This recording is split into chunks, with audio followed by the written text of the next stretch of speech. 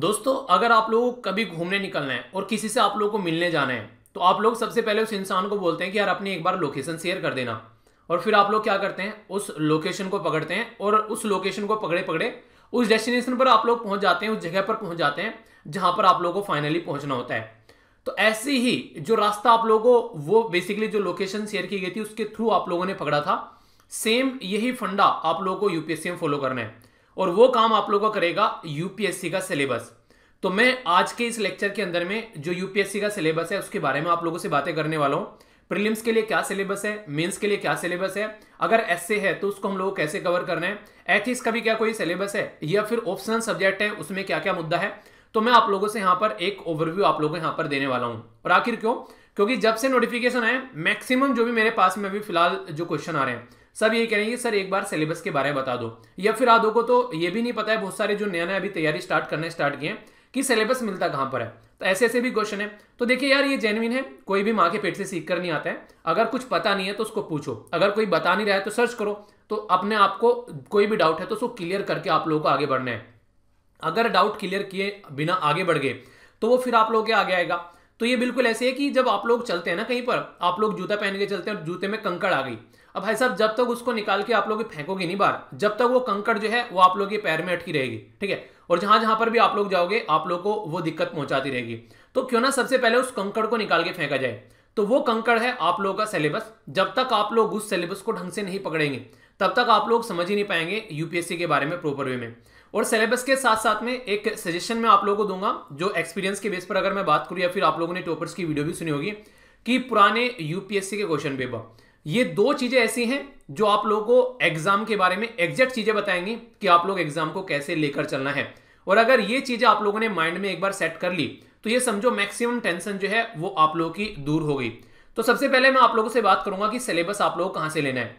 तो जैसे यूपीएससी का नोटिफिकेशन आप लोग खोलेंगे तो उसका जो पेज नंबर 28 है वहां पर अगर आप लोग जाएंगे तो आप लोगों को सिलेबस जो है वो वहां से स्टार्ट हो जाएगा। यानी कि पेज नंबर 28 पर आप लोगों को यूपीएससी के द्वारा अपना जो कंप्लीट सिलेबस एग्जाम के लिए यहां पर प्रोवाइड करा रखा है, ठीक है। तो यहां से आप लोगों का जो सिलेबस स्टार्ट हो जाएगा पेज नंबर 28। तो सबसे पहले वहां से जाकर आप लोग इसको प्रिंट आउट वगैरह भी कर सकते हैं। तो सारा सिलेबस आप लोगों को प्रोवाइड यहां पर करा रखा है। स्टार्टिंग में अगर हम लोग बात करेंगे तो आप लोगों के सामने जो सिलेबस है वो है प्रिलिमिनरी एग्जाम के लिए, क्योंकि आप लोगों को पता है जब यूपीएससी का आप लोग पेपर देना स्टार्ट करते हैं तो सबसे पहली जो स्टेज होती है वो होती है आप लोगों का प्रीलिम्स। तो जो ये प्रीलिम्स होते हैं इसके अंदर आप लोगों को दो पेपर देखने को मिलते हैं। देखिए ध्यान से सुन लीजिएगा, क्योंकि बहुत सारे बच्चे ऐसे होंगे जिनको नहीं पता होगा इस बारे में भी, ठीक है, जो कि अभी अभी पढ़ाई करना स्टार्ट किए। तो इसलिए मैं थोड़ा सा बेसिक चीजों को लेकर चलता हूं ताकि जिसको पता है उसको तो सही बात है और जिसको नहीं पता है उसको भी पता चल जाए। तो इस तरीके से मैं आप लोगों को बातें बताने वाला हूं, ठीक है। तो यहां पर जैसे आप लोग जाएंगे और आप लोग देखेंगे यहां पर सिलेबस के बारे में, तो जो प्रीलिम्स का सिलेबस है वो आप लोगों के सामने निकल कर आएगा। और प्रीलिम्स में भी आप लोगों को दो पेपर देखने को मिलते हैं। नॉर्मली आप लोगों ने देखा होगा जब भी आप लोग पेपर देने जाते हैं तो प्रीलिम्स के दो पेपर होते हैं, आप लोग पूरा बोरिया बिस्तर लेकर जाते हैं, यार सुबह को ये पेपर होगा और शाम को वो पेपर होगा। तो इस पैटर्न में आप लोगों को मॉर्निंग में पेपर होते हैं, वो बोलते हैं पेपर 1, जीएस पेपर 1 नॉर्मली बोल देते हैं, ठीक है। तो ये यहां पर आप लोगों को 200 मार्क्स का देखने को मिलता है। 200 मार्क्स का रहता है, 200 नंबर का रहता है और 2 ही घंटे का रहता है। पर लेकिन क्वेश्चन कितने रहते हैं? क्वेश्चन इसमें 100 रहते हैं, यानी कि 100 क्वेश्चन आप लोगों को इसमें देखने को मिलेंगे। और इसमें क्लियरली आप लोगों के पॉइंट्स लिखे हुए हैं कि क्या क्या एरिया है जहां से आप लोगों के क्वेश्चन बन सकते हैं। सिलेबस मैंने अभी बताया आप लोगों को, सिलेबस जो है वो बहुत इंपॉर्टेंट पार्ट है। इसके साथ में जो दूसरा इंपॉर्टेंट पार्ट है वो है आप लोगों के पुराने क्वेश्चन पेपर। ये हमेशा आप लोगों की टेबल पर होना चाहिए और पुराने क्वेश्चन पेपर मिनिमम 10 साल के तो आप लोग रखेगा अपने पास में, ठीक है। तो 10 साल के क्वेश्चन पेपर आप लोगों को एक जिस्ट दे देंगे जिससे आप लोग एक अंदाजा चीजों का लगा पाएंगे। अगर उससे ज्यादा भी कर सकते हैं तो आप लोग आगे बढ़िए। और मैं तो एक सजेशन और दूंगा छोटा सा, कोई भी मार्केट से टेस्ट सीरीज खरीदने से पहले आप लोग पुराने क्वेश्चन पेपर प्रैक्टिस करिए। अगर पुराने क्वेश्चन पेपर आप लोगों ने कंप्लीट किए हैं तो ही आप लोग किसी भी टेस्ट सीरीज की ओर बढ़िए, जब तक पुराने क्वेश्चन पेपर कंप्लीट नहीं हो जाते हैं। क्योंकि उससे आप लोग को यह भी पता चल जाएगा जो टेस्ट सीरीज आप लोग लगाने वाले हो, जो भी टेस्ट सीरीज आप लोग मार्केट में लेने वाले हो, क्या उसका लेवल ऐसा है जो यूपीएससी के द्वारा क्वेश्चन पूछे जा रहे हैं, या फिर कोई और ही दुनिया में चीजें चल रही हैं, फिर आप लोग दिक्कत फेस करोगे। तो हमेशा फूंक फूंक कर कदम रखिए। टाइम और मनी दोनों आप लोगों के लिए काफी इंपॉर्टेंट है और इसको बिल्कुल भी गलत तरीके से गंवाना नहीं है, ठीक है। बात करते हैं प्रीलिम्स एग्जाम के बारे में। तो पहला पेपर जो है उसके अंदर आप लोगों को जनरल स्टडी कवर करना पड़ता है। तो इसके अंदर स्टार्टिंग में जो सबसे इंपॉर्टेंट चीज आप लोगों को देखने को मिलती है वो है करंट इवेंट ऑफ नेशनल और इंटरनेशनल इंपोर्टेंस। देखिए कहने के लिए एक लाइन लिख दी गई है यहां पर छोटी सी, करंट इवेंट ऑफ नेशनल और इंटरनेशनल इंपोर्टेंस, पर लेकिन रियलिटी में अगर आप लोग बात करेंगे कभी कभी यहाँ पर 40% और कभी कभी 50 और कभी कभी 60% तक जो पेपर होता है वो करंट अफेयर के बेस होता है। जैसे मैं आप लोगों को 2 वीडियो डेली लेकर आता हूं, एक में हिंदू न्यूज़पेपर का डिस्कशन करते हैं कंप्लीट, और एक में हम लोग पीआईबी, ऑल इंडिया रेडियो या फिर अलग अलग न्यूज़पेपर के या मैगजीन के आर्टिकल कवर करते हैं। तो उसमें आप लोगों ने एक नोटिस की होगी चीज छोटी सी, जो मैं हमेशा आप लोगों को बोलता हूं पढ़ाते टाइम, कि आप लोग जब भी कोई भी टॉपिक पढ़े करंट का तो उसकी बैकग्राउंड इंफॉर्मेशन जरूर पढ़िए, क्योंकि यूपीएससी ने खेलना स्टार्ट कर दिया, क्योंकि उसको पता है कि नॉर्मली क्या करते हैं, बहुत सारे लोग क्या करते हैं, अपना करंट पढ़कर चले गए और अपना चीजें तैयार कर ली, और बहुत सारे कोचिंग वाले ऐसे ही काम कराते हैं।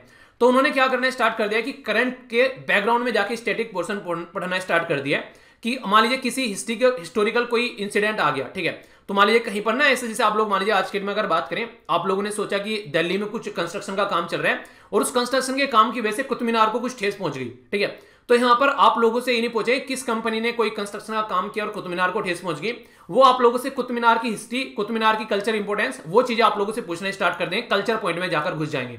तो ऐसे आप लोग समझ सकते हैं। इसी तरीके से लोकेशन में घुस जाएंगे जाकर, कहीं पर कोई ज्वालामुखी फटा तो आप लोगों ने देखा अभी रिसेंटली कोई कंट्री ने अपनी कैपिटल चेंज की, जैसे कौन सी कंट्री ने कैपिटल चेंज की, अभी बताया था मैंने आप लोगों को, तो उसका मैंने आइलैंड आप लोगों को बताया था कि इस आइलैंड पे से उस आइलैंड पे चले गए। नॉर्मली लोग तैयारी क्या करते हैं, वो बोलते हैं अच्छा कैपिटल पहले ये थी अब ये हो गई, ठीक है, पर लेकिन वहां पर क्वेश्चन क्या पूछ लेंगे, कौन से आइलैंड पे थी पहले कैपिटल, अब कौन से आइलैंड पे हो गई, थोड़ा सा और अंदर घुस जाएंगे जाकर।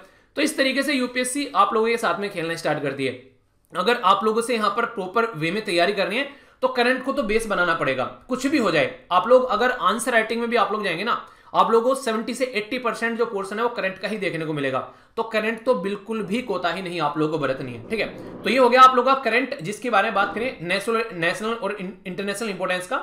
नेक्स्ट आप लोग पॉइंट बात करेंगे तो यहां पर बात रखिए हिस्ट्री, और हिस्ट्री में क्या गया, यहां पर हिस्ट्री ऑफ इंडिया एक अलग टॉपिक बता दिया है, और दूसरा पूरा अलग टॉपिक हो गया यहां पर इंडिया का जो नेशनल मूवमेंट है, यानी कि फ्रीडम स्ट्रगल मूवमेंट जो होता है ना, पूरा जो हमारा स्वतंत्रता का जो हमारी क्रांति चली है उसके बारे में बात की जा रही है। तो हिस्ट्री में यहां पर क्या जाएगा, इंडियन हिस्ट्री में जैसे कि आप लोग का एंशिएंट हो गया, मेडिवल हो गया, ठीक है, और मॉडर्न में जब आप लोग जाएंगे तो आप लोग का पूरा अलग से ये लिख दिया इनके द्वारा नेशनल मूवमेंट, ठीक है, तो ये आप लोग समझिएगा यहां पर। तो पॉइंट को समझना है, उसके बेस पर काम करना है। जब तीसरे पॉइंट में आप लोग जाएंगे तो यहां पर बात कर रखिए इंडिया और वर्ल्ड। इंटरेस्टिंग चीज यहां पर ये है, हिस्ट्री में आप लोगों को वर्ल्ड की हिस्ट्री नहीं पढ़ाई जा रही है, पर लेकिन ज्योग्राफी के अंदर जब आप लोग जाएंगे तो आप लोगों को स्टार्टिंग में ही लिख दिया गया है कि इंडिया और वर्ल्ड की ज्योग्राफी, ठीक है। तो यहां से देखिएगा इंडिया और वर्ल्ड की ज्योग्राफी के बारे में बात की जा रही है यहाँ पर, जो कि फिजिकल ज्योग्राफी के नॉर्मली अगर फोकस करें यहाँ पर, फिजिकल हो गया, इसी के साथ में सोशल हो गया, फिर इकोनॉमी हो गया, geography of India and the world. तो यानी कि कहां पर आप लोगों ने कई बार सुना है कौन कौन से रिसोर्सेज पाए जाते हैं, कहां पर कौन सी पर्वतमालाएं हैं, कहां पर कौन से दर्रे हैं, कई बार मैप बेस्ड क्वेश्चन आप लोगों ने इनके देखे होंगे। और कई बार यहां पर आप लोगों से इससे एग्रीकल्चर को जब आप लोग पढ़ने बैठते हैं ना अपने सिलेबस के अंदर में, तो खासकर आप लोग अगर उसकी ज्योग्राफी पता है उस एरिया की, ठीक है, जैसे आप लोगों को पता है कि दोमट मिट्टी कहां पर होती है, ठीक है, एलुवियल सॉइल कहां पर आप लोगों को देखने को मिलती है, रेड सॉइल आप लोग कहां पर देखने को मिलती है, और अगर आप लोगों को ये पता है रेड सॉइल कहां पर मिलती है तो आप लोग ये पता होगा कपास की खेती कहां पर होती है फिर। तो जहां पर ये चीजें इस तरीके से आप लोग क्या कर सकते हैं, इसको कहते हैं कॉमन सेंस यूज करना स्टार्ट करना, और यूपीएससी आप लोगों से एक्सपेक्ट करती है कि आप लोग इस तरीके से चीजों को कनेक्ट करना जानते हो।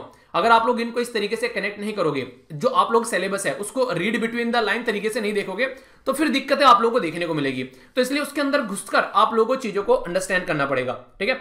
तो मैंने आप लोग करंट बता दिया, हिस्ट्री बता दी और ज्योग्राफी बता दी। जो चौथा नंबर पॉइंट है यहां पर ये, उसमें पॉलिटी और गवर्नेंस और कॉन्स्टिट्यूशन, ठीक है, political system, Panchayati Raj system, public policy, rights issues, ठीक है। तो ये इतना इंपॉर्टेंट है कि मैक्सिमम अगर क्वेश्चन देखने को मिलेगा आप लोगों से, जैसे मैंने आप लोगों को जब लक्ष्मीकांत की पूरी किताब पढ़ाई तो इसमें लगभग 180 से ऊपर लेक्चर मैंने ले रखे हैं। तो उसमें मैंने सबसे ज्यादा जो फोकस दिया आप लोगों ने देखा होगा, अलग अलग पूरे लेक्चर बनाए उसके ऊपर। पंचायती राज सिस्टम के ऊपर 2 लेक्चर मैंने बना रखे हैं, और फंडामेंटल राइट के ऊपर तो मैंने आर्टिकल के ऊपर लेक्चर बना रखे अलग अलग से, ठीक है। आर्टिकल 19 हो गया, आर्टिकल 21 हो गया, ठीक है, इस तरीके से तो आर्टिकल के अलग अलग लेक्चर मैंने बना रखे हैं आप लोगों को, क्योंकि मुझे पता है कि कितना इंपॉर्टेंस रखता है यहाँ पर एग्जाम के पॉइंट ऑफ व्यू से भी, और being a citizen of India, भारतीय नागरिक होने के नाते भी जब आप लोग इंटरव्यू में जाकर बैठेंगे ना यार, उस टाइम पर आप लोगों को पता चलेगा कि आप लोगों से इस तरीके से भी क्वेश्चन पूछे जाते हैं जो आप लोगों को नॉर्मली जब तक आप लोग उनके बारे में सोचोगे नहीं, आप लोग आंसर ही नहीं दे पाओगे, ठीक है। तो ये मैं एक्सपीरियंस के बेस पर बता रहा हूं, वहां पर आप लोगों को घुमाने की कोशिश की जाती है कई बार कि हाँ देखिए इस टॉपिक के बारे में इंसान क्या सोचता है, और खासकर कहीं ना कहीं उसका कनेक्शन आप लोग के खासकर अगर जो एजुकेशनल बैकग्राउंड से होगा, या फिर आप लोग के जहां से ज्योग्राफी से आप लोग निकल कर आते हैं वहां पर होगा। जैसे वुमेन का इशू पूछ लिया आप लोग आते हैं, मतलब निकल के कुछ ऐसे जैसे हरियाणा से निकल कर आप लोग आते हैं, तो हरियाणा में जैसे कि सेक्स रेशो काफी एक तरीके से डाउन रहता है, तो उसकी वजह से पूछ लेंगे आखिर क्या दिक्कतें देखने को मिलती है, ठीक है। तो इसकी तरीके से आप लोग का एक माइंडसेट पढ़ने की कोशिश की जाती है। तो ये आप लोग को यहां पर बताएगा आप लोग का पॉलिटी वाला सेक्शन। अगर आप लोग इसको प्रॉपर वे में तैयार करेंगे तो सही तरीके से चीजें आप लोग समझ पाएंगे। तो यहां पर ये बाकायदा लिख रखा है, ठीक है। आगे चलते हैं इकोनॉमी के बारे में। इकोनॉमी के बारे में लिख रखा है यहां पर इकोनॉमी एंड सोशल डेवलपमेंट। इसी के साथ में जो सबसे इंपॉर्टेंट बात है सस्टेनेबल डेवलपमेंट। सस्टेनेबल डेवलपमेंट में तो जो सस्टेनेबल डेवलपमेंट जो गोल है एसडीजी जिनको आप लोग बोलते हैं, टोटल कितने गोल है बताइए जरा। डेली एक बार मैं जिक्र कर देता हूं किसी न किसी वीडियो के अंदर उनका। तो टोटल कितने गोल हैं बताइए जरा। तो वे जो गोल हैं चलिए 17 गोल हैं, उनके अंदर कितने वहां पर जो एक तरीके से टारगेट दे रखे हैं वो आप लोग बताइए। तो उसके अंदर देखिए सस्टेनेबल डेवलपमेंट का मतलब क्या होता है, चीजों को सस्टेन करके चलना। यानी कि आज जो चीजें हैं हमारे पूर्वजों ने हमारे लिए छोड़ रखे हैं पेड़ पौधे, अगर हमारे पूर्वज सबको एक तरीके चट करके चले जाते, साफ करके चले जाते, तो क्या ये सारी चीजें आज अवेलेबल होती हैं। हम लोग तरस रहे होते हैं यहाँ पर इस तरह की चीजें देखने के लिए, पर लेकिन आगे आने वाली जनरेशन के लिए हम लोग क्या करके जा रहे हैं, हम लोग बिल्कुल खात्मा करके जा रहे हैं। तो सस्टेनेबल चीजें नहीं है। तो सस्टेनेबल डेवलपमेंट गोल के बारे में बात करते हैं। गरीबी कैसे मिटानी है, सबको साथ में कैसे लेकर चलना है, यानी सबके साथ सबका विकास। इसके साथ में यहाँ पर डेमोग्राफी के बारे में बात की जा रही है, पर्टिकुलर एरिया के बारे में बात करेंगे, पॉपुलेशन के बारे में बात करेंगे, सोशल सेक्टर के बारे में बात करेंगे। जब भी सोशल सेक्टर वर्ड आ जाए, दो टर्म आप लोगों के माइंड में सबसे पहले आनी चाहिए। वो क्या है, वो है सबसे पहली इंपॉर्टेंट बात है वो है एजुकेशन और दूसरी है हेल्थ। हालांकि हेल्थ को पहले रखा जाता है, एजुकेशन को बाद में, क्योंकि अगर हेल्थ सही रहेगी तो ही बंदा जो है वो ढंग से एजुकेशन अपनी ले पाएगा। तो हेल्थ और एजुकेशन दो ऐसी चीजें जो सबसे पहले आप लोगों के माइंड में बिल्कुल क्लियर आनी चाहिए, ठीक है। तो ये बिल्कुल माइंड में क्लियर होना चाहिए आप लोग। नेक्स्ट बात करते हैं यहाँ पर जनरल इशू। ये याद रखिएगा यहाँ पर इन्वायरमेंट को अलग से फोकस दिया जाता है, क्योंकि आप लोगों को पता है आज के दिन में हम लोग कितनी त्राहिमाम कर रहे हैं। खासकर अगर बात करें, आप लोगों ने रिसेंटली अभी सुना होगा कि जो अमेजन फॉरेस्ट है ब्राजील के अंदर में बर्बाद हो रहे हैं। अपनी कंट्री वेस्टर्न घाट के बारे में बात करोगे, बर्बाद हो रहे हैं। इसी के साथ में जहां जहां डेवलपमेंट के काम चल रहे हैं, अभी कुछ दिनों पहले हम लोगों ने पढ़ा था, कई सारे आर्टिकल भी आए थे द हिंदू न्यूज़पेपर के अंदर, और उसके ऊपर क्वेश्चन भी पूछे जाते हैं कई सारी कमिटीज के बारे में कि जिस तरीके से अभी यहां पर रोड का डेवलपमेंट किया जा रहा है, खासकर चार धाम को कनेक्ट करने के लिए, तो उससे क्या इंपैक्ट पड़ रहा है यहां पर। तो बैकग्राउंड की हिस्ट्री के साथ में यहां पर लैंडस्लाइड के बारे में क्वेश्चन आप लोगों से पूछा गया। तो ये सारी चीजें एक तरीके से पढ़ाई जाती हैं आप लोगों को, जैसे न्यूज़पेपर के अंदर आता है उसका बैकग्राउंड आप लोगों से पूछा जाता है फिर वहां पर, ठीक है। तो यहां पर अगर बात करें इन्वायरमेंटल और इकोलॉजी के बारे में यहां पर बात की जा रही है, अगर आप लोग देखोगे ढंग से, ठीक है। इसी के साथ में बायोडाइवर्सिटी और क्लाइमेट चेंज के बारे में यहां पर बात की जा रही है। पर लेकिन इंपॉर्टेंट बात यहां पर बाकायदा एक लाइन में लिख दी गई है यूपीएससी के द्वारा कि do not require subject specialization. वो आप लोग को चाहते हैं जर्नल तरीके से चीजों को जाना, मतलब आप लोगों को एक जर्नलिस्टिक फॉर्म में उनका व्यू होना चाहिए कि अच्छा ये है क्या। तो वो आप लोगों को स्पेशलाइजेशन करने के लिए नहीं बोल रहे हैं, वो आप लोगों को जर्नलिस्टिक फॉर्म में इन चीजों को अंडरस्टैंड करने के लिए बोल रहे हैं कि आप लोग इस टॉपिक को समझो तो सही भाई साहब, ये टॉपिक है क्या, तभी तो आप लोग चीजों को आगे लेकर चल पाओगे। तो ये पैटर्न आप लोगों को यहां पर देखने को मिलेगा, ठीक है। नेक्स्ट अगर बात करें यहां पर, तो ये लास्ट पॉइंट है यहां पर, ये है जनरल साइंस। जनरल साइंस मतलब जैसे एनसीईआरटी आप लोग पढ़ते हैं, तो उसमें आप लोगों ने कई सारी चीजें पढ़ी होगी कि न्यूटन्स के लॉ ये हैं, यहाँ पर ग्रेविटेशनल फोर्स इस तरीके से काम करता है, ठीक है। ये सारी चीजें जो हैं वो मांगते हैं कि आप लोग इनका एप्लीकेशन समझें, एप्लीकेशन किस तरीके से इनका हो रहा है, ठीक है। कई बार पूछ लेते हैं आप लोगों से कि न्यूटन्स के लॉ के बारे में बताओ, कौन सा ये कोई प्रक्रिया है किसमें कौन सा न्यूटन्स का लॉ बनता है। यानी कि मान लीजिए किसी ने गोली मारी तो गोली आगे भागेगी तो आप लोगों के हाथ को पीछे को झटका देगी, ठीक है। तो यहां पर कौन सा लॉ लगता है, तो ऐसे क्वेश्चन आप लोगों से पूछे जाते हैं, बताइए चलिए कौन सा लॉ लगता है। तो ये क्या है, ये छोटी छोटी चीजें, और ये कहां से निकलेंगे आप लोग, ये सारी चीजें आप लोग एनसीईआरटी से निकलेंगी। यानी कि अगर एनसीईआरटी आप लोग ढंग से प्रॉपर वे में कवर कर रहे हैं तो ये समझिए कि ये सारा पोर्शन आप लोगों का कवर हो जाएगा। और मैं तो ये बोलूंगा यूपीएससी में जिस तरीके से आप लोग सिलेबस और पुराने क्वेश्चन पेपर देख रहे हैं, उतना ही इक्वल वेटेज आप लोगों को एनसीईआरटी को देना है। क्योंकि एनसीईआरटी देखो यार कैसी कैसी है, जियोग्राफी की एनसीईआरटी आप लोगों को दिखाएगी कहां कहां पर कैसी किस तरीके से मिट्टी है, क्या क्या रिसोर्सेज पाए जाते हैं। हिस्ट्री की एनसीईआरटी आप लोगों को हर एक एरिया की हिस्ट्री बताएगी, कल्चर बताएगी, कहां कहां पर कैसी इकोनॉमी रही है तो इकोनॉमी कैसी रही है पैटर्न में, वो आप लोगों को समझाएगी। साइंस आप लोगों को वहां पर एक तरीके से ये बताएगी कि यहाँ पर एक तरीके से जर्नलिस्टिक व्यू, एक तरीके से सोचने का तरीका आप लोगों का चेंज करेगी। पॉलिटी आप लोगों को उस एरिया में क्या क्या पॉलिटी रही है, पॉलिटिक्स कैसे रही है, किस तरीके से चीजें चली है, वो आप लोगों को बताएगी। हर एक एनसीईआरटी आप लोगों के बेसिक तैयार करेगी। तो इसलिए एनसीईआरटी जो है उसको आप लोग चाहे कुछ भी क्यों ना हो जाए, उसको अपना पार्ट बनाकर आप लोगों को चलना है प्रॉपर वे में। तो ये मैं आप लोगों को इसलिए बोल रहा हूं फोकस देके यार, ये चीजें अगर स्टार्टिंग में आप लोग कर लोगे ना तो कभी भी कोई टेंशन आप लोगों को देखने को नहीं मिलेगी। तो हमेशा इसको आप लोग प्रॉपर वे में स्टार्टिंग में कम से कम आप लोगों को कवर करना है, ठीक है। आगे चलते हैं, जो नेक्स्ट इंपॉर्टेंट पोर्शन है यहाँ पर वो है आप लोगों का सीसेट, जिसको आप लोग बोलते हैं, ठीक है। तो यहाँ पर ये दूसरा पेपर होता है आप लोगों का सीसेट, और यहाँ पर आप लोगों को ये 200 मार्क्स का देखने को मिलेगा। और ड्यूरेशन क्या रहती है यहाँ पर, ड्यूरेशन लगभग आप लोगों को यहाँ पर इसकी भी 2 ही घंटे लगेगी, लगभग क्या मतलब 2 ही घंटे रहती है इसकी। और इंपॉर्टेंट बात यहाँ पर ये जो पेपर होता है आप लोगों का यहाँ पर दूसरा, इसके अंदर आप लोगों को 80 क्वेश्चन आप लोगों को देखने को मिलते हैं, ठीक है। 80 क्वेश्चन है पर लेकिन 2 घंटे के होते हैं और 200 मार्क्स के होते हैं। पर एक इंटरेस्टिंग चीज यहाँ पर ये कि अगर आप लोग पेपर 2 को क्वालिफाई कर पाते हो, यानी कि इसमें 33 मार्क्स लेकर आ पाते हो 200 में से, आप लोगों को लगभग यहां पर 66 नंबर के करीब अगर आप लोग यहां पर बेसिकली अपने लेकर आते हो, तो ही जाकर आप लोग यहां पर आप लोग का फर्स्ट पेपर जो है वो चेक होगा, तो ही आप लोग का प्रीलिम्स क्लियर होगा। यानी कि आप लोग का सेकंड पेपर जब यहां पर 33 मार्क्स लेकर आप लोग आओगे, तभी फर्स्ट पेपर जो ऊपर मैंने बताया ये यहां पर मार्क्स इसके चेक होंगे और तभी जाकर आप लोग का प्रीलिम्स क्लियर होगा। तो इसलिए इसको जरा सा भी आप लोगों को हल्के में नहीं लेना है, ठीक है। तो इसको पूरा वेटेज आप लोगों को देना है। सबसे पहले यहां पर बात करें कॉम्प्रीहेंशन के बारे में। आप लोगों के सामने पूरा एक कॉम्प्रीहेंशन रहता है, उसमें से पूछा जाता है कि नीचे दिए गए क्वेश्चन के आंसर देने हैं। 40 से 45% हर साल पेपर में ही आता है। और जब भी मैं आप लोगों को हिंदू न्यूज़पेपर पढ़ाता हूं तो मैं आप लोगों को बोलता हूं डेली एक आर्टिकल पढ़ने के लिए, और डेली एक आर्टिकल मैं आप लोगों को टेलीग्राम पर भी शेयर करता हूं, ठीक है। अगर आप लोग जाकर देखोगे तो आप लोगों को डेली एक आर्टिकल मिलेगा टेलीग्राम पर। जिस किसी को टेलीग्राम के बारे में नहीं पता है, 3 टेलीग्राम ग्रुप है। एक टेलीग्राम ग्रुप में मैं आप लोगों को डेली पीडीएफ प्रोवाइड कराता हूं जितने भी लेक्चर आते हैं इस चैनल के ऊपर। दूसरे टेलीग्राम चैनल पे मैं आप लोगों को प्रोवाइड कराता हूं बेसिकली जो भी बेसिक चीजें होती हैं, जैसे आंसर राइटिंग में कोटेशन होती है, ठीक है। कॉम्प्रीहेंशन में ये बेसिकली एक पर्टिकुलर आर्टिकल देता हूं पढ़ने के लिए। इंग्लिश इंप्रूव करने के लिए जो वोकैबुलरीज होती हैं वो मैं आप लोगों को प्रोवाइड कराता हूं। मेंटल एबिलिटी के लिए कई बार सुडोकू जैसी चीजें भी मैं वहां पर पोस्ट करता हूं, या फिर जो भी इंपॉर्टेंट लगता है। और तीसरा यहां पर वो है आंसर राइटिंग का। तीनों के जो लिंक है आप लोगों को वीडियो के नीचे मिल जाएंगे। तो दुनिया भर के बच्चे वहां पर जुड़े हैं, एक दूसरे को मिलकर आप लोग काम कर सकते हैं। तो इनको लाइफ का पार्ट बनाइए और फ्री ऑफ कॉस्ट है, कोई आप लोगों से चार्ज नहीं किया जा रहा है वहां पर। बस अच्छे से माहौल बना के रखिएगा, कुछ ऐसा नहीं होना चाहिए कि वहां पर एक दूसरे को डिस्टर्ब कर रहे हो, ठीक है। तो ये जैसे माहौल अभी बना हुआ है वैसे ही मेंटेन आप लोगों को रखना है। तो कॉम्प्रीहेंशन में एटलीस्ट एक आर्टिकल डेली आप लोगों को पढ़ना है न्यूज़पेपर से खुद से, ठीक है। जैसे मान लीजिए डिस्कशन सुन लिया तो एक आर्टिकल कम से कम खुद से पढ़ो, जो कि आप लोग कॉम्प्रीहेंशन कंप्लीट करने में हेल्प करेगा, पढ़ने में आप लोगों को हेल्प करेगा, ठीक है। नेक्स्ट यहां पर बात की जा रही है interpretation skill including communication skill के बारे में बात करते हैं। देखिए आप लोग ना तैयारी अगर ढंग से देखा जाए ना प्रीलिम्स से ही स्टार्ट हो जाती है। वो आप लोगों को चेक करना स्टार्ट कर देते हैं हर एक एरिया में कि आप लोग कुछ पढ़ने के बाद में उसको समझ पाते हो, समझने के बाद में कुछ उसके बारे में बोल पाते हो, आप लोग की लॉजिकल रीजनिंग कैसी है, आप लोग की एनालिटिकल एबिलिटी कैसी है, हर एक लेवल पे चेक करना स्टार्ट कर दिया। डिसीजन मेकिंग कैसी है, आप लोगों को प्रॉब्लम को जो सोल्व करते हो। ऐसे तो नहीं कोई प्रॉब्लम आ रही है आप लोग उसके नीचे दबके मर जाते हो या फिर उसके सर पे बैठ जाते हो कि नहीं यार इसका सोल्यूशन निकाल के छोड़ना है। तो यहां पर आप लोगों को चेक करना स्टार्ट कर देगा। इसी के साथ में यहां पर बात करेंगे जनरल मेंटल एबिलिटी के बारे में चेक करेगा आप लोग का।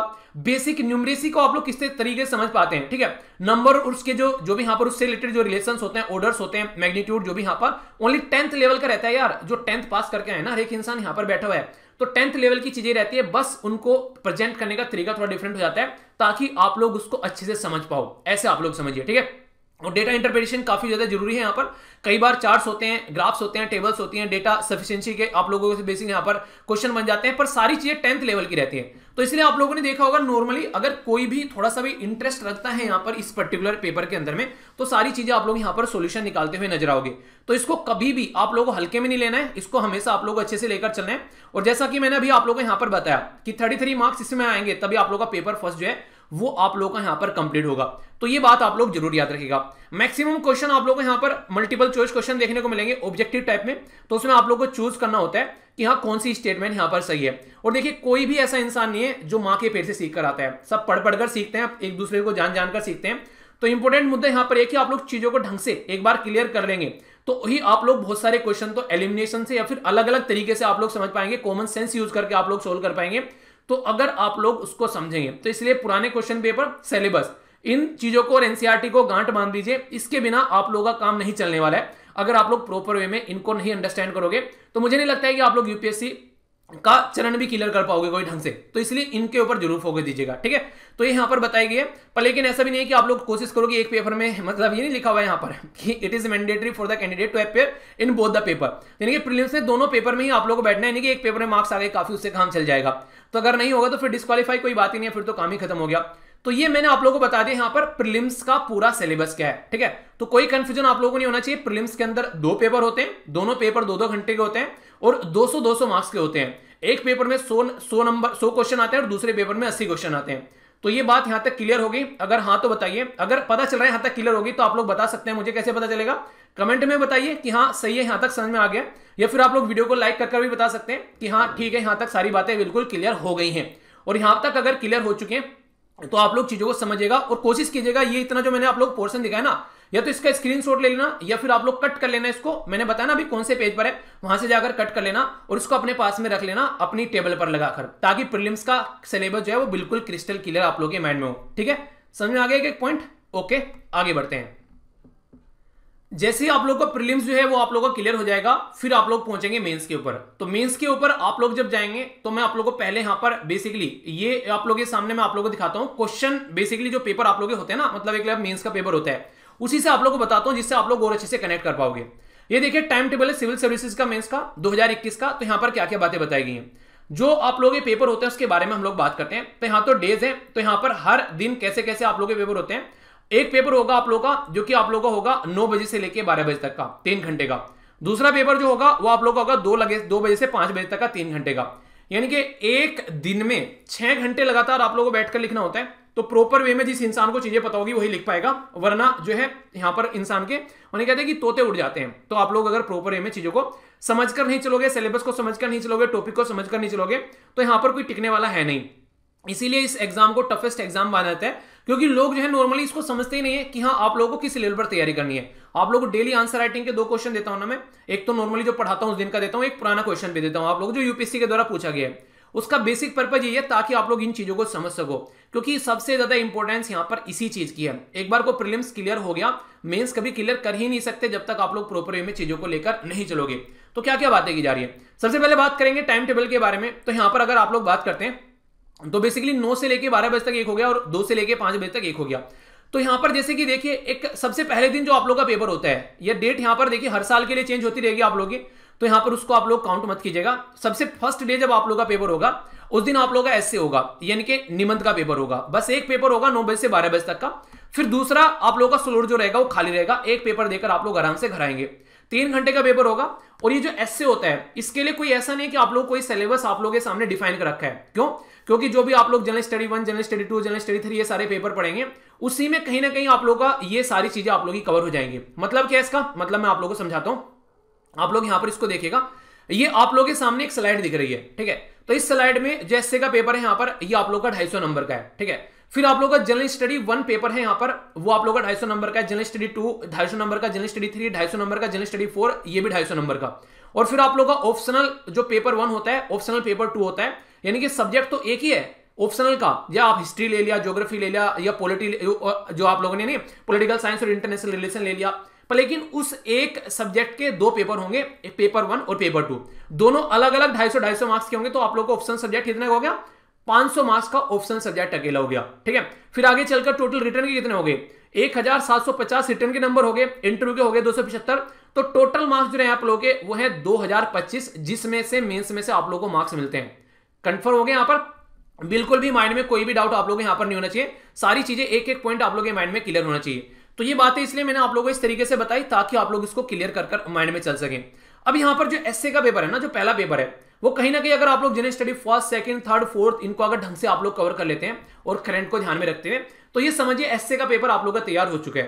क्योंकि कंटेंट जो है वही रहना है, उसको और ज्यादा सिस्टमेटिक वे में और ज्यादा एलोबरेटिव फॉर्म में आप लोग को यहां पर लिखना है। तो कहने का मतलब है कि अगर आप लोग अपना डेली न्यूज़पेपर पढ़ रहे हैं, आप लोग अपना स्टैटिक पोर्शन कवर करके चल रहे हैं, तो काफी शानदार तरीके से ऐसे आप लोग लिखेंगे। और आप लोग को पता होगा डेली तो नहीं, मतलब हर वीक में, डेली का मतलब है कि मतलब रेगुलरली आप लोगों को वीकेंड में सैटरडे को मैं एस्से का पेपर देता हूं लिखने के लिए, मतलब एक क्वेश्चन एस्से का देता हूं आप लोगों को रेगुलरली।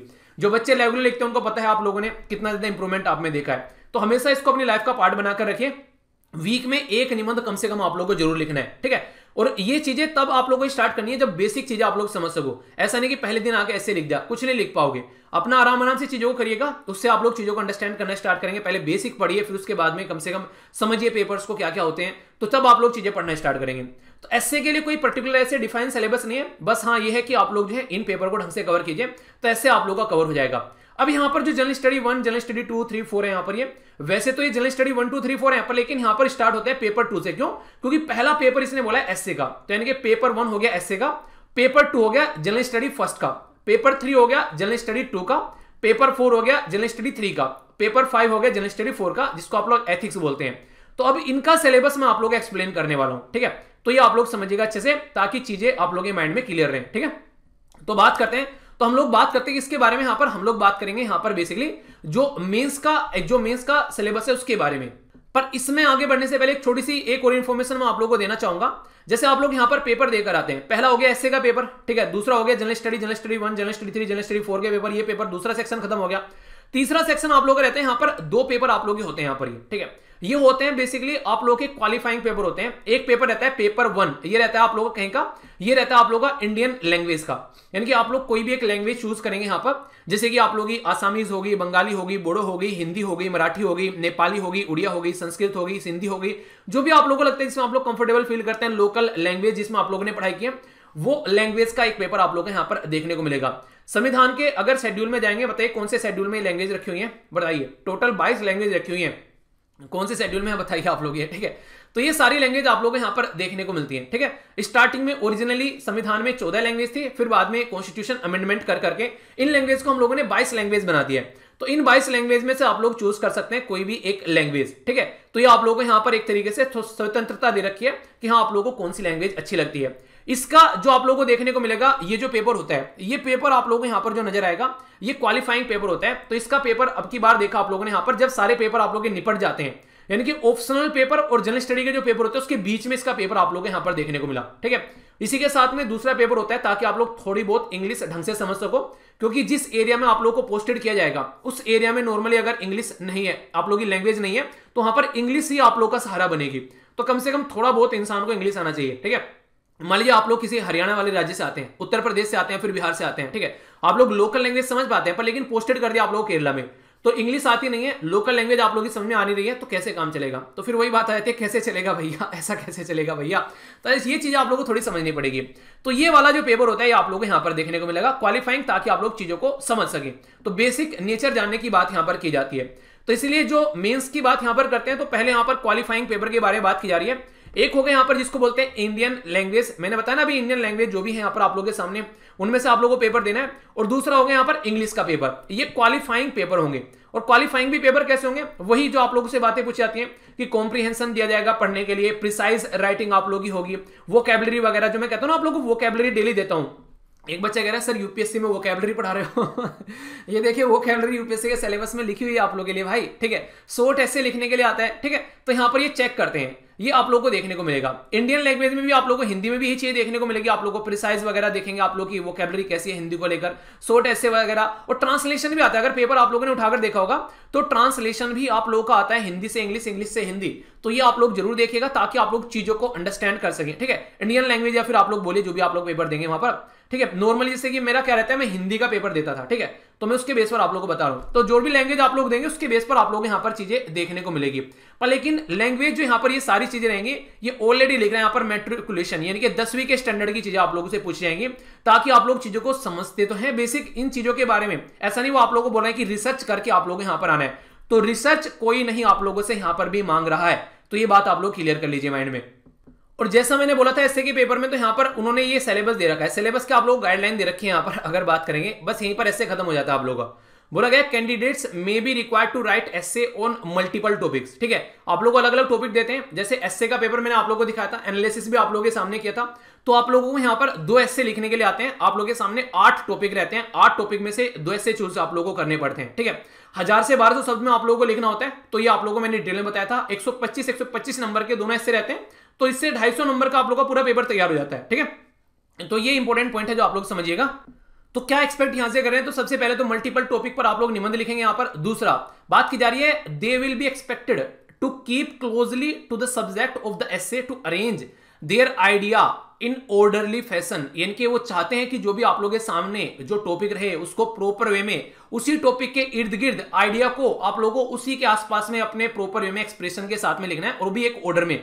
पता ना चले एक पैरे से किस पैरे में आप लोग जंप कर गए, इतना कनेक्टेड आप लोग का निबंध होना चाहिए। और यहां पर बात की जा रही है कि credit will be given for the effective and exact expression, यानी कि एक इंसान जो है लिखने को बोला गया कुछ और लिख रहा है कुछ वहां पर, इसके चलते तो यूपीएससी आप लोगों के नेगेटिव मार्क्स भी दे देता है। जी हाँ, याद रखिएगा आप लोगों को मेंस के अंदर भी नेगेटिव मार्क्स मिलते हैं, ठीक है। तो ये याद रखिएगा, मार्क्स काट लेता है और ज्यादा कोई बदतमीजी काट रहा है वहां पर, और ये बाकायदा लिखा गया यूपीएससी के द्वारा। तो ये बात बिल्कुल माइंड में क्रिस्टल क्लियर आप लोग रखिएगा, ठीक है।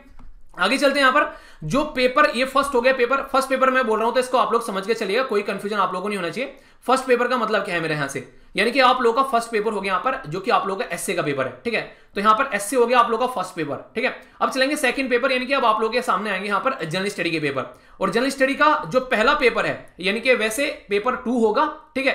पर लेकिन जनरल स्टडी का पहला पेपर होगा। जैसे यहां पर जनरल स्टडी का जीएस का पेपर हो गया, पर लेकिन नंबरिंग में पेपर नंबर 2 हो गया।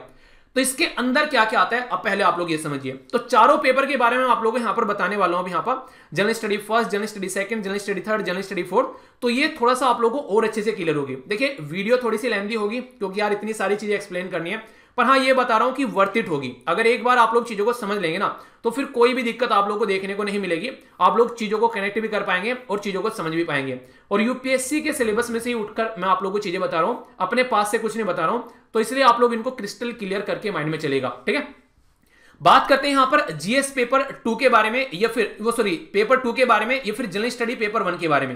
यानी कि अब मैं आगे चलकर आप लोगों को यहां पर general study paper 1, general study paper 2, general study paper 3 ऐसे बोलूंगा। ठीक है, तो यानी कि ये नहीं यहां पर जीएस पेपर 2, ये बेसिकली यहां पर इस तरीके से कंफ्यूजन आप लोगों को हो रहा होगा कि पेपर 1, पेपर 2, पेपर 1, तो उसको छोड़ देते हैं। अब जनरल स्टडी के चारों पेपर का सिलेबस मैं आप लोगों को बताने वाला हूं। तो जनरल स्टडी पेपर 1 का जब आप लोग सिलेबस देखते हैं तो इसके अंदर जो थोड़ा सा बोल्ड वर्ड में लिखा गया यह है कि Indian history, Indian heritage and culture. ठीक है, तो इंडियन हिस्ट्री का जो हेरिटेज और कल्चर वाला पार्ट है, हिस्ट्री और ज्योग्राफी। यहां पर इंपॉर्टेंट बात याद रखिएगा, वर्ल्ड की भी बात कर दी गई। यहां पर मैंने प्रीलिम्स में आप लोगों को बताया था कि वहां पर वर्ल्ड की बात नहीं की गई है। वहां पर क्या बात की गई है, वहां पर आप लोगों से बात की गई किसके बारे में, आप लोगों से बात की गई बेसिकली इंडिया के बारे में। ज्योग्राफी के बारे में जब आप लोगों से बात करें, ठीक है, तो यहां पर आप लोग देखिए ज्योग्राफी और हिस्ट्री दोनों के बारे में आप लोगों से यहां पर क्या बात की जा रही है, वर्ल्ड की बात की जा रही है। पर प्रीलिम्स में क्या था, प्रीलिम्स में जो आप लोगों की हिस्ट्री थी वो तो इंडिया की थी, पर लेकिन ज्योग्राफी वर्ल्ड की थी। यानी कि हिस्ट्री यहां पर आप लोगों की क्या थी, यहां पर आप लोगों की लोकल हिस्ट्री यानी कि इंडिया की हिस्ट्री पूछी गई थी, पर लेकिन ज्योग्राफी यहां पर भी वर्ल्ड की थी। और वहां पर हिस्ट्री और ज्योग्राफी दोनों वर्ल्ड लेवल की आएंगी। और इसी के साथ में सोसाइटी भी आप लोगों को यहां पर देखने को मिलेगा कि सोसाइटी के बारे में यहां पर आप लोगों से निकल कर आते हैं। तो फिर इन पोर्ट्स जो भी यहां पर ये बड़े बड़े जो एक लाइन में लिख दिए गए हैं बोल्ड वर्ड में, यहां पर इनको फिर इनके द्वारा डिफाइन किया गया।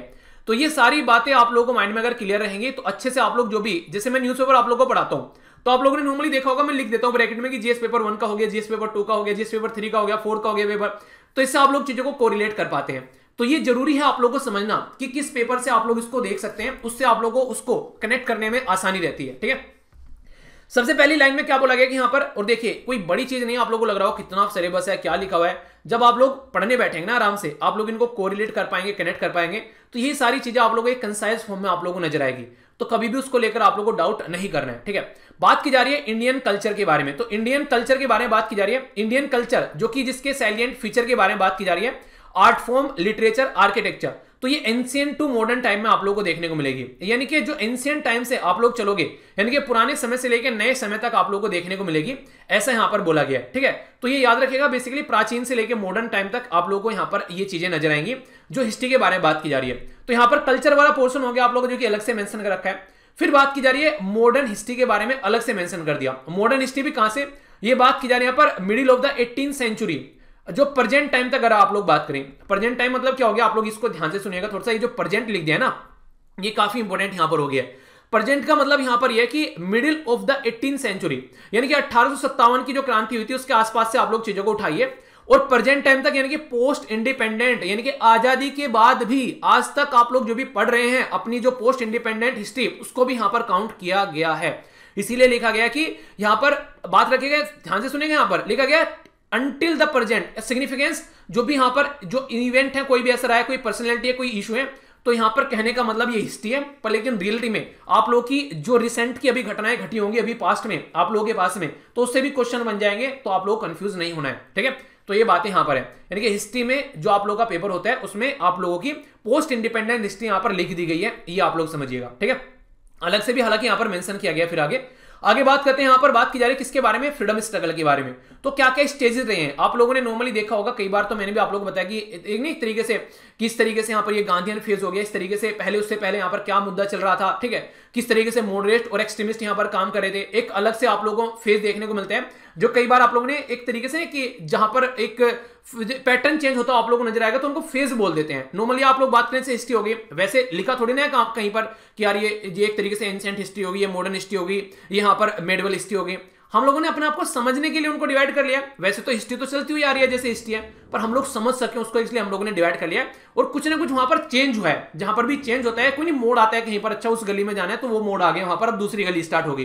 तो कोई ना कोई किसी का रिजीम चेंज हुआ, पहले कोई राजा रजवाड़े थे, जैसे पहले हम लोगों ने बोला दिल्ली सल्तनत, ठीक है। फिर आगे चलकर हम लोग मुगल राज्य बोलने लगे, फिर आगे चलकर हम लोगों ने बोल दिया अंग्रेज आ गए यहाँ पर, ठीक है। तो इस तरीके से आप समझ सकते हैं, तो उसको हम लोग डिवाइड कर देते हैं। तो अलग अलग स्टेज पर क्या क्या रहा, क्या क्या कंट्रीब्यूशन रहा, इंपॉर्टेंट कंट्रीब्यूशन, कौन कौन हिस्टोरियन रहे वहां पर, उनकी कल्चर में क्या क्या कंट्रीब्यूशन रहा, वहां पर राजा रजवाड़ों ने क्या किया, सोसाइटी कैसी रही वहां पर, वो सारी समझने की कोशिश यहां पर की जाती है। तो different part of the country, तो ये एक्सपेक्ट करते हैं यूपीएससी वाले आप लोगों को कि आप लोग समझें अपने देश को, अपने देश को समझेंगे तभी तो जाकर आप लोग वहां पर जो काम करना होगा वो काम को आप लोग ढंग से कर पाएंगे। अगर देश को ही नहीं समझेंगे तो काम को ढंग से कैसे कर पाएंगे। तो ये आप लोगों से एक्सपेक्ट करते हैं कि देश को कम से कम आप लोग ढंग से समझो, ठीक है। पोस्ट इंडिपेंडेंट कंसोलिडेशन के बारे में बात की जा रही है और reorganization within the country. तो ये काफी इंपॉर्टेंट है। यहां पर जब हम आजाद हो चुके हैं तो कैसे कैसे हम लोगों ने अपने जो राजा रजवाड़े थे उनको इकट्ठा किया, मिलाकर एक कंट्री बनाया, और कैसे रीऑर्गेनाइजेशन हुआ। मैंने आप लोगों को पढ़ाया था कि हमारी कंट्री में पहले 14 राज्य थे, कैसे बढ़ते बढ़ते आज के दिन में इस पोजीशन पर हम लोग पहुंचे। तो वो जो लेक्चर मैंने बनाया था उसमें मैंने बताया था कौन सा राज्य कब बना, कैसे कैसे चीजें चली। और प्रेजेंट टाइम में अभी आप लोगों ने देखा पहली बार देश में ऐसा हुआ कि एक यूनियन टेरिटरी, एक राज्य को, जम्मू एंड कश्मीर को हम लोगों ने यूनियन टेरिटरी में कन्वर्ट कर दिया। पास्ट में हम लोगों ने पढ़ा था कि यूनियन टेरिटरी को राज्य में कन्वर्ट कर देते हैं, बहुत सारे हम लोगों ने पढ़े थे, पर पहली बार देश में ऐसा हुआ कि एक राज्य को यूनियन टेरिटरी में बना दिया। तो ऐसे इवेंट जो हो रहे हैं ये सारे इंपॉर्टेंस रखते हैं अपने आप में, ठीक है। और सिलेबस का पार्ट है डायरेक्ट इनडायरेक्ट वे में। बात की जा रही है यहां पर हिस्ट्री ऑफ द वर्ल्ड, एक तरीके से इसके अंदर जो इंक्लूड करेंगे फ्रॉम द 18th सेंचुरी से बात की जा रही है यहां पर कि इंडस्ट्रियल रिवोल्यूशन कैसा है। आखिर आप लोग बोलेंगे कि 18th सेंचुरी से क्यों लिया यार, क्योंकि 18th सेंचुरी के बाद में जो इंडस्ट्रियल रिवोल्यूशन आया, ये सारी चीजें हैं हमारी कंट्री के ऊपर काफी ह्यूज इंपैक्ट यहां पर देखने को मिला। तो वो चीजें यहां पर आप लोगों से पढ़ाई जा रही हैं इंटरनेशनल लेवल पर भी, जिनका हमारी कंट्री के ऊपर बहुत ज्यादा इंपैक्ट पड़ रहा है। वर्ल्ड वॉर के बारे में जानेंगे, वर्ल्ड वॉर 2 और वर्ल्ड वॉर अगर 1 के और 2 के, तो हमारी कंट्री के जो लोग हैं वहां पर लड़े अंग्रेजों की साइड से। कहने के लिए तो अंग्रेज लड़ते थे, पर इनडायरेक्ट वे में तो हमारे लोग लड़ रहे थे ना वहां पर। तो हमारे इसके साथ में कनेक्शन आप लोगों को देखने को मिलेगा, कैसे कैसे बाउंड्रीज निकल कर आ रही हैं, ठीक है। आज की डेट में इंडिया और चाइना के रिलेशन देख लीजिए, भूटान के इंडिया के रिलेशन, या फिर इंडिया नेपाल के बांग्लादेश के रिलेशन। अभी बांग्लादेश के साथ में तो हम लोगों ने बॉर्डर को ऑर्गेनाइज कराया था, फिर से एक अमेंडमेंट भी किया गया था। कोलोनाइजेशन कैसे रहा, उसको फिर कैसे यहां पर अंग्रेजों ने रूल किया, कैसे उसको डीकोलोनाइज किया, कैसे स्ट्रगल मूवमेंट चले यहां पर, ठीक है। कैसे यहां पर पॉलिटिकल जो यहां पर फिलोसफीज आप लोगों को देखने को मिली, कम्युनिज्म क्या होता है, कैपिटलिज्म क्या होता है, सोशलिज्म क्या होता है, ये सारी टर्म्स आप लोगों को पता होनी चाहिए। बेसिक चीजें हैं ये, बेसिक, ठीक है। ये न्यूज़पेपर भी कई बार आती है, कई बार तो मैं आप लोगों को इनको डिफाइन कर चुका हूं थोड़ा थोड़ा, ठीक है। तो ये सारी चीजें ऐसी हैं जो आप लोगों से समझने को एक्सपेक्ट करता है यहां पर, ताकि आप लोग चीजों को अच्छे से कोरिलेट कर पाए, ठीक है। ये इनका बेसिक पर्पज रहता है, ओके। इसी के चलते यहां पर बात की जा रही है there from and the effect on the society, यानी कि अगर यहां पर बात करें तो क्या क्या इनका जो भी यहां पर कम्युनिज्म हुआ, कैपिटलिज्म हुआ या फिर सोशलिज्म हुआ, इनकी फॉर्म क्या है और क्या इसका सोसाइटी पर प्रभाव पड़ रहा है, वो वाली बातें आप लोगों को देखने को मिलेगी, ठीक है। तो ये हो गया बेसिकली ये वाला पोर्शन जो कि हिस्ट्री। अगर सोसाइटी के बारे में बात करें, जिस सोसाइटी में आप लोग रहते हैं, ठीक है, तो हमारी सोसाइटी के सैलिएंट फीचर आप लोगों को बताने हैं। इंडियन सोसाइटी के क्या क्या फीचर है, कैसी सोसाइटी है हमारी, ठीक है। नॉर्मली कहते हैं ना पुरुष प्रधान सोसाइटी है, तो वो एक तरीके से उसके ऊपर क्वेश्चन भी डायरेक्ट बन जाते हैं। और आप लोगों ने सुना होगा यूनिटी इन डाइवर्सिटी, इतने सारे रीजन है, इतने सारे रिलीजन है, इतनी सारी कास्ट है, अलग अलग डिफरेंट के लोग हैं यहाँ पर। एक शब्द आप लोगों ने कई बार सुना होगा कि कोस कोस पे बदले वानी, सवा कोस पे बानी, ठीक है। यानी कि पानी भी बदल जाता है, कोस कोस पे बदले पानी, सवा कोस पे बानी। यानी कि जहां जहां हम लोग जाते हैं ना, लोगों की भाषा चेंज हो जाती है, और जरा सी दूर आप लोग जाओगे तो पानी का टेस्ट चेंज हो जाता है। तो ये हमारे देश की डाइवर्सिटी है, तो उसको यहां पर एक्सपेक्ट कर रहा है आप लोगों से, ठीक है। इसी के साथ में रोल ऑफ द वुमेन क्या है यहां पर, यानी कि महिलाओं का रोल क्या है, कहां पर, यहां पर एक तरीके से उनकी ऑर्गेनाइजेशन का रोल क्या है, पॉपुलेशन के बारे में एसोसिएशन क्या क्या है, उनसे रिलेटेड क्या क्या इश्यूज हैं यहाँ पर, गरीबी के बारे में बात करें, डेवलपमेंट के बारे में बात करें, अर्बनाइजेशन बहुत बड़ा इशू है आज के डेट में, लोग गांव से शहरों में जाकर रह रहे हैं, क्यों, क्योंकि फैसिलिटी अच्छी मिलती है। तो उसके चलते आप लोगों को चीजें देखने को मिलेगी, और क्या क्या प्रॉब्लम है उसके सामने और क्या क्या सोल्यूशन है। तो ये कई बार आर्टिकल आते हैं, कई बार हम लोगों ने पढ़े ना आर्टिकल इस तरीके की। हाँ, आज की डेट में अगर आप लोग समझेंगे तो दिल्ली हो गया, मुंबई हो गया, बड़ी बड़ी सिटी में जिनको महानगर हम लोग बोलते हैं, उनमें बारिश आने पे जाम लग जाते हैं भाई साहब, उनमें बारिश आने पे बाढ़ आ जाती है वहां पर। तो क्या हम लोग रियलिटी में सही तरीके से सोल्यूशन निकाल रहे हैं, अर्बनाइजेशन इन सब चीजों के, गरीबी को हम लोग सही तरीके से मिटा रहे हैं, तो सारी चीजें। और इसी के साथ में effect of globalization on Indian society, ये काफी इंपॉर्टेंट टॉपिक हो जाता है यहाँ पर जब हम लोग बात करते हैं। जब आप लोगों ने देखा होगा आज के में हमारी कंट्री में बहुत सारी ऐसी चीजें हम लोग विदेशों से फॉलो करते हैं, ठीक है। आज के में अगर आप लोग बात करें दुनिया भर की, जब हमारी कंट्री में globalization, liberalization, privatization, LPG reform लेकर आए गए 1990s में, तो तब से हमारी कंट्री में दुनिया भर की कंपनी आ चुकी हैं। आज के में हम लोग सारे हॉलीवुड मूवी देखना पसंद करते हैं काफी लार्ज स्केल पर, ठीक है। अपनी तो मूवी पसंद करते हैं, हॉलीवुड भी पसंद करते हैं। हाँ कि ना बताइए, चलिए आप लोग कितने ऐसे हैं कि जिनको हॉलीवुड मूवी पसंद आती है। कईयों के तो जो हॉलीवुड के एक्टर होंगे आप लोग उनके फैन होंगे, यार हाँ ये शानदार एक्टर है, ठीक है। तो आप लोगों ने देखा होगा नॉर्मली। तो आज के में हमारी कंट्री के बहुत सारे ऐसे एक्टर एक्ट्रेसेस हैं जो जाकर हॉलीवुड इंडस्ट्री में काम कर रहे हैं, इस तरीके से आप लोग समझ सकते हैं, एक दूसरे के साथ में शादी भी कर रहे हैं, ठीक है। तो कहीं ना कहीं क्या इंपैक्ट पड़ रहा है यहाँ पर, तो ये आप लोग को देखने को मिलेगा। उनकी खाने पीने की कल्चर, हम लोग आज के में जो एक तरीके से आप लोग हैं कि चाउमीन खा रहे हैं, पिज्जा खा रहे हैं, ये हमारी कल्चर में नहीं थे चाउमीन पिज्जा वगैरह ये सारी चीजें, या ये कोल्ड ड्रिंक्स वगैरह हम लोग पी रहे हैं। तो ये एमएनसी जो मल्टीनेशनल कंपनी आ रही है उनका इंपैक्ट आप लोगों को हमारी सोसाइटी में देखने को मिल रहा है। तो वो सारी चीजें भी आप लोग यहाँ पर समझने को एक्सपेक्ट करते हैं यहाँ पर यूपीएससी। सोशल इंपावरमेंट कैसे हो रहा है, इसी के साथ में कम्युनलिज्म, रीजनलिज्म, सेक्युलरिज्म, ये ऐसे टर्म्स हैं कि आप लोगों से एक्सपेक्ट करते हैं कि आप लोग समझें इनको। रीजन के बारे में आप लोगों ने कई बार सुना होगा, अच्छा ये तो उस एरिया का है यहाँ पर, ठीक है। कई बार हमारे देश में इसको लेकर मुद्दा चल जाता है कि भाई साहब बिहार का इंसान है, उसको महाराष्ट्र में काम करने के लिए दिक्कतें पड़ जाती हैं कई बार, ठीक है। सेक्युलरिज्म के बारे में बात करते हैं, हिंदू मुस्लिम लड़ रहे हैं, ठीक है। अलग अलग मुद्दों पर यहाँ पर ये सोसाइटी में आप लोगों को दिक्कतें देखने को मिलती हैं। तो जब तक इन मुद्दों को आप लोग समझोगे नहीं तो सोल्यूशन कैसे निकालोगे, तो वो एक्सपेक्ट करते हैं पहले आप लोग इनको समझो, ठीक है। आगे बात करते हैं यहाँ पर salient feature of the world physical geography. तो जो वर्ल्ड की फिजिकल ज्योग्राफी है उसके सैलिएंट फीचर के बारे में यहाँ पर बात की जा रही है। तो आप लोगों से एक्सपेक्ट कर रहे हैं, जैसे अभी कुछ दिनों पहले हम लोगों ने बात की थी अलग अलग कंट्रीज के बारे में कि कहां पर लिथियम पाया जा रहा है, ठीक है। लिथियम ट्रायंगल मैंने पढ़ाया था, देखता हूं किस किस को आदत चले लिथियम ट्रायंगल के बारे में आप लोग बताइए। तो ये क्या होता है, लिथियम की रिक्वायरमेंट तो हमारे देश में भी है बैटरी बनाने के लिए। अब जहां जहां पर लिथियम होगा वहां पर उनके साथ में हम लोग रिलेशन बनाएंगे, तो इससे आप लोग चीजों को समझ पाएंगे कि हम लोग इन चीजों को इस लेवल पर लेकर चल सकते हैं। तो यहां से आप लोग समझेंगे ना चीजों को अच्छे से। तो ज्योग्राफी अगर दुनिया की समझेंगे तो उसके साथ में आप लोग इंटरनेशनल रिलेशन भी समझेंगे। अच्छा ज्योग्राफी, अच्छा वहां पर लिथियम आता है, उनके साथ हमारे रिलेशन रहेंगे क्योंकि हम लोग को इसकी जरूरत है। क्रूड ऑयल, अरे कच्चा तेल, अरे यार ये तो सऊदी अरेबिया से, ईरान से, इराक से, इन कंट्री से आता है, इसका मतलब इनके साथ में हमारे रिलेशन अच्छे होंगे। तो इंटरनेशनल रिलेशन आप लोगों को वहां की ज्योग्राफी भी कई बार क्रिएट करती हुई नजर आएगी। तो इसीलिए आप लोग उसको अच्छे से समझेंगे तो आप लोग उनको कोरिलेट कर पाएंगे, ठीक है। इंपॉर्टेंट है। इसी के साथ में बात की जा रही है डिस्ट्रीब्यूशन, जो बात की यहाँ पर distribution of the key natural resources across the world. यहाँ पर दुनिया में जहां जहां पर भी नेचुरल रिसोर्सेज है उसको समझने की बात की जाती है आप लोगों से, क्योंकि आज के में हम लोग एक दूसरे के ऊपर डिपेंडेंट है। इंक्लूडिंग यहाँ पर बात की जा रही है साउथ एशिया, इसी के साथ में इंडियन अगर बात करें कॉन्टिनेंट के अंदर आप लोग को देखने को मिलेगा। तो ये चीजें आप लोग की नजर आती है। नेक्स्ट जो इंपॉर्टेंट मुद्दा आप लोग के सामने निकल कर आ रहा है वो क्या है, यहाँ पर ये आप लोगों से एक्सपेक्ट करते हैं कि आप लोग यहाँ पर जो लोकेशन है प्राइमरी सेकेंडरी टर्सरी इंडस्ट्री के बारे में, अगर आप लोग इसको सर्च करोगे एक बार प्राइमरी सेकेंडरी और टर्सरी सेक्टर के बारे में सर्च करना बाय वीर, ठीक है। तो आप लोगों के सामने खुलकर आ जाएगा, बहुत ही डिटेल में कॉम्प्रिहेंसिव वे में मैंने इनको आप लोगों के सामने रखा है। तो ये कोई भी कंफ्यूजन आप लोगों के माइंड में नहीं होना चाहिए, बिल्कुल एक एक पॉइंट आप लोगों के माइंड में क्लियर होना चाहिए इसको लेकर। तो इसलिए मैंने हर एक बात आप लोगों को यहां पर बताई है उसके बारे में। तो ये क्या होता है, हमारी कंट्री में कैसे कैसे इकोनॉमी बढ़ी है, तो वो सेक्टर भी आप लोग डिसाइड करते हुए यहां पर नजर आते हैं, ठीक है। तो ये बात की जा रही है in various part of the world including India, दुनिया के साथ साथ में अपने को जरूर जानना है, इसको नहीं छोड़ना है आप लोगों को। ये खुद बोल रहे हैं यहां पर सिलेबस आप लोगों का यूपीएससी का, ठीक है। आगे बात करते हैं तो आप लोगों से जो ज्योग्राफी के अंदर कुछ एक्सपेक्ट करता है कि वो क्या क्या चीजें होती हैं, जैसे कि इंपोर्टेंस ऑफ जो यहां पर एक तरीके से जियोफिजिकल फिनोमिनन जो भी होते हैं, जैसे कि अर्थक्वेक कैसे आ रहा है, ठीक है। मैंने बताया आप लोगों से रिसेंटली अभी सुनामी के बारे में डिस्कस किया था, वोल्केनो के बारे में डिस्कस किया था, साइक्लोन के बारे में तो हजारों बार डिस्कस कर चुका आप लोगों से। तो कहने के लिए मैं करंट पढ़ा रहा हूं, पर इनडायरेक्ट वे में आप लोग अगर इस सिलेबस को देख रहे होंगे जो रेगुलर लेक्चर सुनते हैं यहां पर, तो सिलेबस को आप लोग समझोगे तो आप लोगों को समझ में आएगा कि मैं स्टैटिक पोर्शन कितना कवर करा रहा हूं आप लोगों का, ठीक है। इससे कई बार आप लोगों को फायदा होता है जब आप लोग चीजें पढ़ने बैठते हैं। अगर बात करेंगे यहां पर ज्योग्राफिकल फीचर क्या है उसके बारे में समझने की कोशिश की जाती है, लोकेशन में क्या क्या चेंज है, क्रिटिकल जो ज्योग्राफिकल फीचर क्या है इंक्लूडिंग वाटर बॉडीज किस तरीके से वहां पर देखने को मिलती है। कहीं पर हमारी कंट्री में कहीं पर आप लोगों को पानी देखने को मिलेगा अच्छा खासा, कहीं पर बर्फ देखने को मिलेगा, कहीं पर आप लोगों को एक तरीके से ना रेगिस्तान देखने को मिलेगा। और आप लोगों से फ्लोरा एंड फ्यूना के बारे में कितनी बार बताया, फ्लोरा का मतलब क्या होता है पेड़ पौधे फूल पत्ती, और फ्यूना का मतलब क्या होता है जीव जंतु पशु पक्षी। तो इनके बारे में इनके ऊपर क्या इंपैक्ट पड़ता है तो उसको भी यहां पर बेसिकली चेक करने की बात की जा रही है। तो ये सारा सिलेबस आप लोगों का कहने का मतलब यहां पर ये पेपर जो यहां पर जीएस 1 है जनरल स्टडी 1 के अंदर ये सारी चीजें आप लोगों की देखने को मिलेगी। एक एक पॉइंट माइंड में क्लियर होना चाहिए, जहां पर भी जो भी डाउट होगा उसको जरूर बताएगा, ठीक है। और रेगुलर वीडियोस जो आते हैं उनके अंदर आप लोगों के कई सारे तो ये डाउट क्लियर करता ही रहता हूं। बाकी भी अगर कोई डाउट होगा, अगर मुझे लगेगा जेन्युइन डाउट है तो उनको जरूर पूछेगा, आगे फिर उनको क्लियर किया जाएगा। आई होप कि आप लोगों के माइंड में इसको लेकर क्लैरिटी आई होगी। ओके, कंफ्यूजन होगा तो बताएगा जरूर, उसको फिर दूर कर दिया जाएगा, ठीक है। बात करेंगे यहां पर जीएस पेपर 2 के बारे में। वैसे पेपर नंबर तो तीसरा हो जाएगा यहां पर जीएस का पेपर यानी कि जनरल स्टडी का पेपर 2 होगा।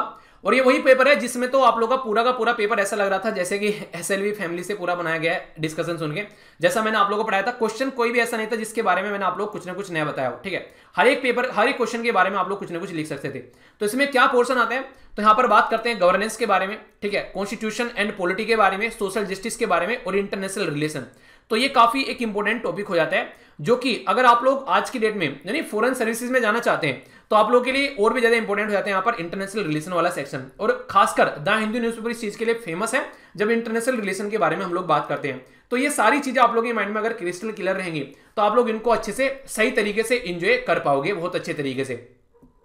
बहुत सारी चीजें इसमें आप लोगों को ऐसा लगी जैसे आप लोगों ने सुन रखी है ऑलरेडी, तो ज्यादा कंफ्यूजन आप लोगों के माइंड में नहीं होगा। जैसे इंडियन कॉन्स्टिट्यूशन में जब आप लोग बात करते हैं तो हिस्टोरिकल चीजें आप लोगों को देखने को मिलेगी कॉन्स्टिट्यूशन के बारे में, कहां से निकल कर आया, क्या क्या फीचर है, क्या क्या अमेंडमेंट है, क्या क्या प्रोविजन है, बेसिक स्ट्रक्चर के बारे में अलग से लेक्चर ले रखा है। पॉलिटी में मैं आप लोगों से रिक्वेस्ट करूंगा एक बार आप लोग लेक्चर जाकर जरूर देखिएगा। इंडियन पॉलिटी के जो लक्ष्मीकांत बुक कवर कर रखी है वो मैक्सिमम आप लोगों की काफी डिटेल में पढ़ा रखी है मैंने ऐसा नहीं कि आप लोगों को बेसिकली इसलिए पढ़ाई की बस प्रीलिम्स क्लियर हो जाए, डिटेल में आप लोगों को देखने को मिलेगी वहां पर सारी चीजें, तो उसको आप लोग जरूर देखना, ठीक है। फंक्शन एंड रेस्पॉन्सिबिलिटी क्या है यूनियन और स्टेट की, वो बताती है क्या क्या इश्यूज हैं सेंट्रल स्टेट के रिलेशन के बारे में जब आप लोग बात करते हैं।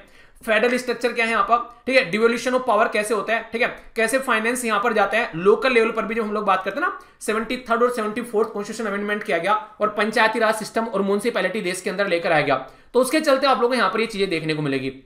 सबसे इंपॉर्टेंट कॉन्सेप्ट निकल कर आता है सेपरेशन ऑफ पावर, इनके लेजिस्लेटिव, एग्जीक्यूटिव, जुडिशरी, इनमें कैसे कैसे सेपरेशन ऑफ पावर है ताकि अपने अपने एरिया में काम कर सकें और चेक एंड बैलेंस भी कर सकें यहाँ पर। तो कल को चलकर डिस्प्यूट होता है तो उनको रेड्रेसल करने की भी मैकेनिज्म यहाँ पर होनी चाहिए, यानी कि लड़ाई हो रही है तो सॉल्यूशन भी निकलना चाहिए। ये लाइन काफी इंपॉर्टेंट है यार, नॉर्मली इस तरीके की चीजें कई बार आप लोग क्लियर नहीं करते हैं। बात की जा रही है एक तरीके से कंपेयर करना है यहाँ पर, comparison of the Indian constitution, जो इंडियन कॉन्स्टिट्यूशन है उसको दूसरी कंट्री के संविधान से कंपेयर करना। आखिर ये लाइन क्यों लिखी गई, अगर मैं आप लोगों से क्वेश्चन पूछ लूं, हमारी कंट्री में जो संविधान है वो हम लोगों ने अलग अलग कंट्री से कुछ ना कुछ पोर्शन लेकर अपना संविधान बनाया, तो इसलिए यहां पर ये काफी इंपॉर्टेंट हो जाता है जिसको आप लोग समझ सकते हैं। यानी कि हमारा संविधान जो है वो कहीं ना कहीं से कोई पोर्शन हम लोगों ने ले रखा है, ठीक है। जैसे फंडामेंटल राइट को बिल ऑफ राइट बोलते हैं यूएसए के अंदर में, इस तरीके से आप लोग समझ सकते हैं बहुत सारी ड्यूटी, फंडामेंटल ड्यूटीज कहीं और से ली गई है, सेंट्रल स्टेट रिलेशन कहीं और से लिए गए हैं, किस तरीके से प्रेसिडेंट के इलेक्शन वगैरह हम लोग करते हैं वो कहीं और से लिया गया है। तो आप लोगों ने देखा होगा बहुत सारा पोर्शन हमारी कंट्री में हम लोगों ने गवर्नमेंट ऑफ इंडिया एक्ट 1935 से उठाया गया अपने देश का ही, इस तरीके से आप लोग समझेंगे। तो कंपेयर करना बनता है यहाँ पर कुछ कॉन्स्टिट्यूशन से रिलेटेड बातें, तो ये आप लोगों के लिए इंपॉर्टेंट हो जाता है। पार्लियामेंट और इसी के साथ में स्टेट लेजिस्लेचर में स्ट्रक्चर क्या है, फंक्शन कैसे, कैसे बिजनेस होते हैं, क्या क्या उनकी पावर्स है, वो सारी बातें बताई गई है। स्ट्रक्चर ऑर्गेनाइजेशन के बारे में बात की जाए, एग्जीक्यूटिव और जुडिशरी, कैसे कैसे जो मिनिस्ट्रियल डिपार्टमेंट होते हैं, ये प्रेशर ग्रुप क्या होते हैं, पॉलिटी के अंदर चैप्टर है सारे आधे से ज्यादा, तो इनमें आप लोगों को देखने को मिल जाएंगे डायरेक्ट, ठीक है। प्रेशर ग्रुप के ऊपर भी चैप्टर आप लोगों को देखने को मिल जाएगा, तो ये पोर्शन आप लोगों को देखने को मिलेगा, ठीक है। और देखिए हर एक पेपर की लाइन पे नीचे लाइन लिख रखी है यहाँ पर बेसिकली कि यहाँ पर की बात करिए, गवर्नमेंट जो है वो एक तरीके चाहती है कि यहाँ पर एक तरीके से जेंडर बैलेंस बना रहे, यानी कि वुमेन को कैंडिडेट को एनकरेज किया जाता है ताकि वो पार्टिसिपेट करें। हर एक पेज की एंड में आप लोगों को ये लाइन देखने को मिल जाती है, ठीक है। तो ये रहता है कि वुमेन को इंपावर करने की कोशिश की जा रही है, ठीक है। तो ये बातें हैं। आगे बढ़ते हैं सिलेबस के बारे में। Salient feature of the representation of the people act, तो representation of the people act में दो है, एक तो 50 और एक 51, उसके ऊपर अलग से मैंने लेक्चर ले रखा है, पॉलिटी के अंदर देखा होगा आप लोगों ने। अमेंडमेंट संविधान के अंदर कौन से हो रखे हैं, लेटेस्ट अमेंडमेंट भी मैंने अभी आप लोगों को बताए थे, ठीक है। स्टैट्यूटरी रेगुलेटरी बॉडी के बारे में, क्वाजी जुडिशियल बॉडी क्या होती है, सारी बातें आप लोगों को बता रखी है, ये डिटेल में कवर कर रखा है, ठीक है। गवर्नमेंट की पॉलिसीज क्या होती है, क्या क्या डेवलपमेंट है, वेरियस स्कीम जो भी आप लोगों को देखने को मिलती है अलग अलग सेक्टर में, तो उनके क्या क्या सिग्निफिकेंस है, कैसे डिजाइन की जाती है, क्या क्या इंप्लीमेंटेशन है, वो सारी बातें यहां पर है। तो एक करंट का पोर्शन आप लोगों को हो जाएगा जो नॉर्मली चलता रहता है, ठीक है। इसी के साथ में यहां पर बात करें डेवलपमेंट प्रोसीजर के बारे में बात की जा रही है, खासकर एनजीओ जो होती है, सेल्फ हेल्प ग्रुप होते हैं, वेरियस ग्रुप के एसोसिएशन होते हैं, ठीक है। इसी के साथ में यहां पर अगर बात करें डोनर कौन है, चैरिटी देने वाले कौन है, इंस्टीट्यूशन किस तरीके से कौन कौन से स्टेक होल्डर हैं। अभी रिसेंटली एनजीओ के बारे में आप लोगों ने पढ़ा, कई बार मैंने पढ़ा आप लोगों को, तो वहां पर दिक्कतें ये रहती है कि एनजीओ के ऊपर कई सारी एक तरीके से गाज गिर गई यहां पर कि हाँ एनजीओ कैसे काम कर रही है, तो इसके चलते फॉरेन कंट्रीब्यूशन रेगुलेशन एक्ट काफी ज्यादा न्यूज में था, तो वहां से क्वेश्चन बन जाएगा। वेलफेयर स्कीम क्या है, वेरियस जो वनरेबल सेक्शन है यहां पर, जो हमारी सोसाइटी में SC ST OBC या फिर वुमेन या फिर बच्चे या फिर बुजुर्ग, उनके लिए क्या कर रहे हैं, ठीक है। तो सेंटर स्टेट कैसे लेकर चल रहे हैं उसको, इसके चलते यहां पर क्या क्या स्कीम, क्या क्या लो कानून बॉडीज क्या क्या काम कर रहे हैं, यहां पर प्रोटेक्शन के लिए क्या कर रहे हैं, वनरेबल सेक्शन के लिए, तो ये उनके बेटरमेंट के लिए क्या कर रहे हैं, तो महिलाओं को रिजर्वेशन अलग से दे दिया, बच्चों के लिए अलग से स्कीम चला दी। तो ये सारी चीजें आप लोग की directive principle of state policy के अंदर आ जाती है, जो कि स्टेट को डायरेक्ट करते हैं कि आप लोग ये काम करें। समझ गए ना आप लोग। यहां पर issue related to development and the management of the social sector और सर्विस के बारे में बात करें, तो जब मैंने आप लोगों को बोला यहां पर जब भी आप लोग यहां पर बात करेंगे कि किसी इस तरीके से मैनेजमेंट के बारे में, डेवलपमेंट के बारे में, तो हेल्थ एजुकेशन सबसे पहले आना है। हेल्थ एजुकेशन ह्यूमन रिसोर्स, यानी कि इंसानों को रिसोर्स के तरीके से हम लोग को डेवलप करना है, तभी हम लोग देश को आगे लेकर चल पाएंगे। आगे बात करते हैं तो issue related to poverty and hunger, गरीबी के बारे में बात की जा रही है, भुखमरी के बारे में बात की जा रही है। और ये पॉइंट आप लोगों ने पोवर्टी वाला पहले भी देखा यहां पर, ठीक है। कहने का मतलब यहां पर ये कि कई सारा सिलेबस का पॉइंट आप लोग का इंटरमिक्स नजर आएगा, ये याद रखना आप लोग, ठीक है। जैसे कोई क्वेश्चन पूछ लिया गया आप लोग का जीएस पेपर 1 के अंदर में, उसी टॉपिक से जीएस पेपर 2 के अंदर भी क्वेश्चन बन सकता है, उसी पेपर से जीएस पेपर 3 के अंदर, और उसी से जीएस पेपर 4 के अंदर। कैसे, एक बार मैं आप लोग को बता देता हूं ताकि आप लोगों के माइंड में कोई कंफ्यूजन न हो इसको लेकर। जैसे जीएस पेपर 1 के बारे में आप लोग बात करेंगे, जैसे मैंने पढ़ाया था आप लोग को जम्मू एंड कश्मीर के अंदर क्या क्या चेंज किया गया, रिसेंटली आर्टिकल 370 में चेंज किया गया, तो वहां पर कैसे चेंज हुआ, उसकी ज्योग्राफी के अंदर क्या क्या लोकेशन है, उसके बेस पर कैसे कैसे वहां पर क्राइटेरिया हुआ। तो जम्मू कश्मीर का क्वेश्चन बन गया जीएस पेपर 1 के अंदर में, सोसाइटी है वहां पर क्या क्या इंपैक्ट पड़ रहा है, तो जीएस पेपर 1 के अंदर क्वेश्चन बन गया। आर्टिकल 370 संविधान के अंदर चेंज किया गया, जीएस पेपर 2 के अंदर बन गया, उसकी इकोनॉमी पर क्या इंपैक्ट पड़ा, जम्मू कश्मीर की जीएस पेपर 3 के अंदर क्वेश्चन बन गया। वहां पर जो लोग रहते हैं एथिकली अगर देखा जाए, क्या उनको दिक्कत नहीं फेस करनी पड़ रही है, उनकी वहां पर कई बार मीडिया को वो कर दिया जा रहा है, कई बार टेररिस्ट अटैक हो रहे हैं, तो वहां पर काफी ज्यादा दिक्कतें झेलनी पड़ रही है उनको, ठीक है। तो एथिकल पॉइंट ऑफ व्यू से भी आप लोग समझ सकते हैं, जीएस पेपर 4 के अंदर यहां पर केस स्टडी भी आप लोगों से पूछ ली जाएगी कि आप लोग को अगर पोस्टेड वहां पर किया जाता है तो आप लोग उसको कैसे डील करोगे, ठीक है। तो इसका मतलब है कि सिलेबस जो है वो इंटरलिंक है, और इंटरलिंक करना आप लोगों को आना भी चाहिए। यही बातें मैं आप लोगों को रेगुलरली वीडियोस के अंदर ही बताता रहता हूं, ताकि आप लोग उसके साथ में अच्छे से कनेक्ट कर पाए, ठीक है। आगे बात करते हैं, यहां पर बात की जा रही है इंपॉर्टेंट एक्सपेक्ट क्या है, यहां पर governance, transparency, accountability, e governance काफी बड़ा फोकस देता है। एप्लीकेशन मोड में कैसे काम चलता है, कैसे यहां पर हमारी कंट्री में जो आज के डेट में आप लोगों ने सुना होगा ना, एक तरीके से क्या क्या काम चल रहा है, क्या क्या मॉडल बनाए जा रहे हैं, लिमिटेशन क्या क्या है, पोटेंशियल क्या है, और सिटीजन चार्टर के ऊपर बड़ा फोकस रहता है। सिटीजन की रिक्वायरमेंट क्या है, कैसे फुलफिल उनको करनी है, ट्रांसपेरेंसी, अकाउंटेबिलिटी होनी चाहिए, करप्शन वगैरह नहीं होनी चाहिए, तो उन सारी चीजों पर फोकस है। तो ये सारे पॉइंट्स यहां पर लिख रखे हैं, तो इन पॉइंट्स को अगर आप लोग ढंग से समझोगे तो ही आप लोग चीजों को अच्छे से समझ पाओगे। रोल ऑफ सिविल सर्विसेज के बारे में बात की जा रही है इन द डेमोक्रेसी, ठीक है। तो ये काफी इंपॉर्टेंट टॉपिक है, इसके ऊपर तो निबंध भी आप लोगों से पूछे जाते हैं कई बार, रूल ऑफ सिविल सर्विस के ऊपर दुनिया भर के क्वेश्चन आ चुके हैं, ठीक है। तो ये इंपॉर्टेंट हो जाता है। इंडिया और इट्स नेबर के बारे में बात करेंगे, इंटरनेशनल रिलेशन के बारे में, इसी के साथ में बायलैटरल, रीजनल और ग्लोबल ग्रुपिंग के बारे में बात की जाती है, और उनके एग्रीमेंट के बारे में। तो देखिए, मैं जब भी आप लोगों को पढ़ाता हूं इंटरनेशनल रिलेशन, एक बात मैं आप लोगों को हमेशा बताता हूं कि कभी भी आप लोग अगर इसके बारे में बात करें तो याद रखिएगा यहां पर कि आज की डेट में हमारे देश के किसी कंट्री के साथ में रिलेशन कैसे हैं, उसके ऊपर क्वेश्चन बनेगा। या फिर वो कंट्री अगर एक दूसरे के साथ में लड़ रही है, हमारे साथ में नहीं किसी और के साथ में, तो हमारे ऊपर क्या सेहत पर इंपैक्ट पड़ रहा है। मतलब अगर ईरान और सऊदी अरेबिया लड़ रहे हैं आपस में, तो हमारी कंट्री के ऊपर क्या इंपैक्ट पड़ेगा। भाई साहब, हमारा डायस्पोरा दुनिया भर का रहता है, वहां पर हमारी कंट्री के जो नहीं, एक तरीके से हमारे लोग वहां पर रहते हैं, जो हमको दुनिया भर का रेमिटेंस भेजते हैं। इसी के साथ में कल को हमारे जो रिसोर्सेज हैं, खासकर क्रूड ऑयल वगैरह, उसके ऊपर इंपैक्ट पड़ सकता है। हमारा जो व्यापार, हम जो एक्सपोर्ट करते हैं, वो चीजें इंपैक्टेड वहां पर हो सकती है। हमसे बैलेंस बनाने की बात करनी पड़ेगी, बताओ ईरान के साथ में रहना है, सऊदी अरेबिया के साथ में रहना है, तो हमारे रिलेशन वैसे इंपैक्टेड हो सकते हैं। तो वो चीजें आप लोगों से जानने की कोशिश करते हैं यहाँ पर, ठीक है। इसी के साथ में इफेक्ट ऑफ द पॉलिसी, जो भी यहाँ पॉलिसी होते हैं, पॉलिटिक्स होती है, उस पर क्या पड़ता है यहाँ पर कंट्री में। अलग अलग कंट्री का अलग अलग इंटरेस्ट है। एक साइड में यूएसए हमारे खिलाफ में खड़ा था, जब पाकिस्तान के बारे में बात करते हैं 1971 की वॉर में, वही यूएसए आज के डेट में हमारा दोस्त है। उस टाइम पर रसिया हमारे साथ में था, आज के डेट में रसिया कई बार पाकिस्तान का भी साथ देता हुआ नजर आता है। तो कोई भी परमानेंट दुश्मन और परमानेंट दोस्त नहीं होता है, तो उसके चलते चीजों को समझने की कोशिश की जाती है। और इंडियन डायस्पोरा कहीं पर रहता है, जैसे मैंने बताया आप लोगों को कि रेमिटेंस भेजता है, अपने देश में पैसा भेजता है, तो उसको भी समझने की बात यहां पर की जा रही है। तो बेसिक है बिल्कुल। अगर बात करें यहां पर इंपोर्टेंस ऑफ इंटरनेशनल इंस्टीट्यूशन, जैसे अलग अलग एजेंसीज होती हैं, यूएन क्या है, आईएमएफ क्या है, वर्ल्ड बैंक क्या है, ठीक है, ये वर्ल्ड हेल्थ ऑर्गेनाइजेशन क्या है, इतने सारी न्यूज में यहाँ पर, ठीक है। तो इनके बारे में बात किया, इनकी स्ट्रक्चर क्या है, मैंडेट क्या है, प्रीलिम्स से भी डायरेक्ट क्वेश्चन बनते हैं इससे आप लोग, अगर आप लोगों ने ध्यान से इसको सुना होगा, तो इसके बारे में कोई कंफ्यूजन आप लोगों के माइंड में नहीं होना चाहिए, ठीक है। तो ये आप लोगों का हो गया जीएस पेपर 2, ठीक है। वैसे हो गया जीएस पेपर 2, और वैसे हो गया आप लोगों का पेपर, ये हो गया 3rd। अब आगे बात करते हैं, कोई कंफ्यूजन नहीं होना चाहिए। फिर से मैं आप लोगों को बोल रहा हूं, अगर कंफ्यूजन होगा तो पूछ जरूर लेना, ठीक है। तो यहां पर बात करेंगे पेपर 4 के बारे में, और वैसे हो गया जनरल स्टडी पेपर 3rd, ठीक है। तो यहां पर बात करेंगे टेक्नोलॉजी के बारे में, इकोनॉमिक डेवलपमेंट के बारे में, biodiversity, environment, security and disaster management. तो ये अलग से पूरे टॉपिक आप लोगों को देखने को मिलेंगे। तो हमारे देश की इकोनॉमी कैसी है, 5 ईयर प्लान के बारे में आप लोगों से पूछ जाता है, प्लानिंग कमीशन कैसे कैसे देश में चल रही थी, ठीक है, उसके द्वारा जो प्लान बनाए जाते हैं, रिसोर्सेज कहां कहां पर है, वो सारी चीजें आप लोगों के सामने निकल कर आएगी। तो इंडियन इकोनॉमी से रिलेटेड अगर बात करेंगे तो प्लानिंग, इसी के साथ में यहां पर mobilization of the resources, growth and development, employment, ये सारी बातें, अनएम्प्लॉयमेंट के बारे में अभी आप लोगों से पहले मैंने कुछ दिनों पहले टॉपिक डिस्कस किया था, ठीक है।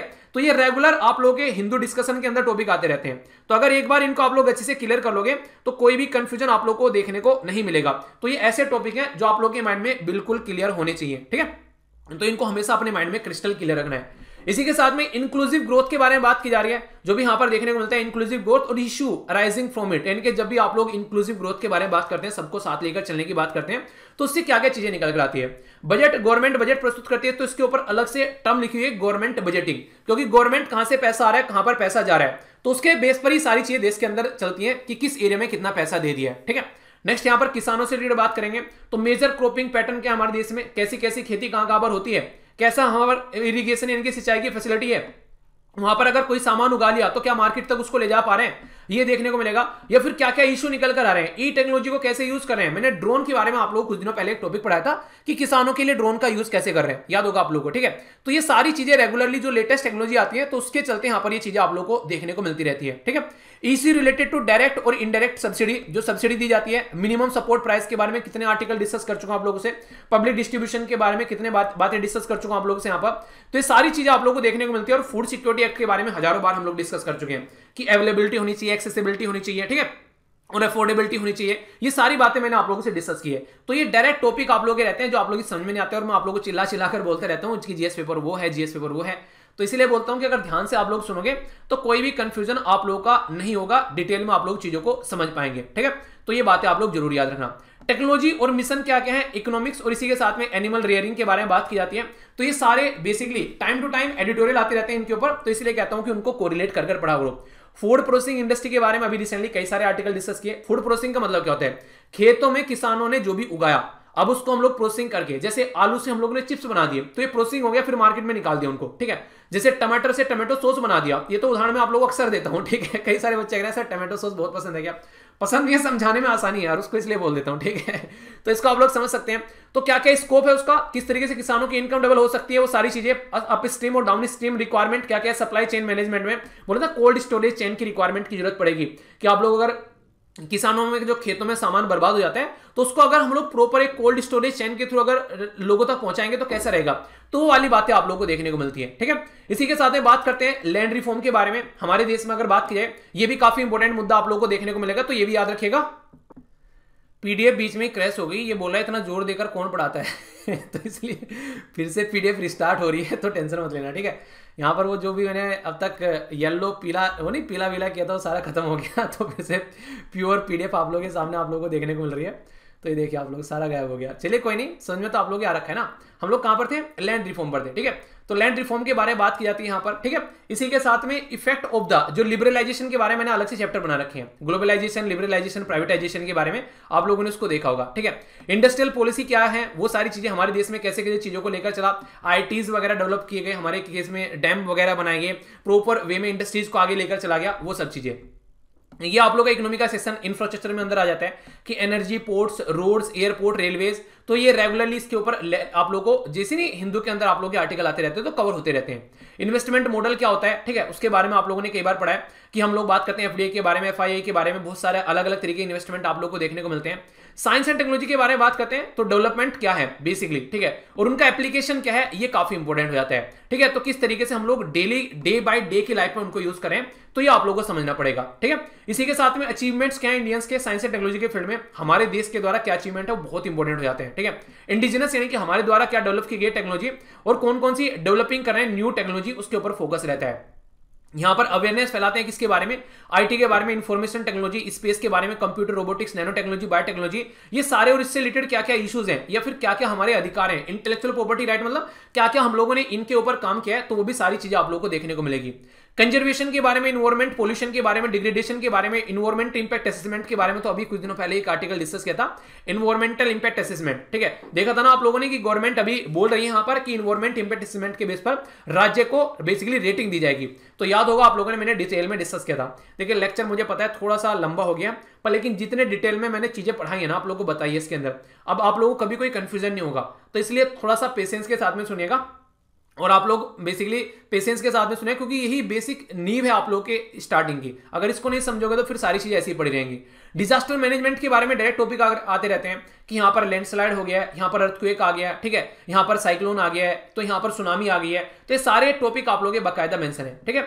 लिंक बिटवीन द डेवलपमेंट, एक तरीके से लिंकेज करना है डेवलपमेंट और इसी के साथ में यहाँ पर एक्सट्रीमिज्म, ठीक है। तो ये आप लोगों को देखने को मिलेगा, ठीक है। तो इसको समझ सकते हैं कैसे यहाँ पर डेवलपमेंट और एक्सट्रीमिज्म को क्या तरीके से लिंक किया जा सकता है, इसके चलते देखने को मिलेगा। रोल ऑफ एक्सटर्नल स्टेट और नॉन एक्टर्स, ठीक है। जैसे आप लोगों ने देखा ना अभी यहाँ पर हमारे देश के अंदर अगर आप लोग बात करें, जो नक्सलिज्म की प्रॉब्लम आप लोगों को देखने को मिलती है, ये इश्यूज निकलकर आप लोग आ जाते हैं, या बाहर से आप लोग देखिए पाकिस्तान और चाइना की हरकतें आप लोगों को देखने को मिलेगी। तो ये सब आप लोग यहाँ पर इंटरनल सिक्योरिटी वाले इशू के अंदर कवर हो जाते हैं, ठीक है।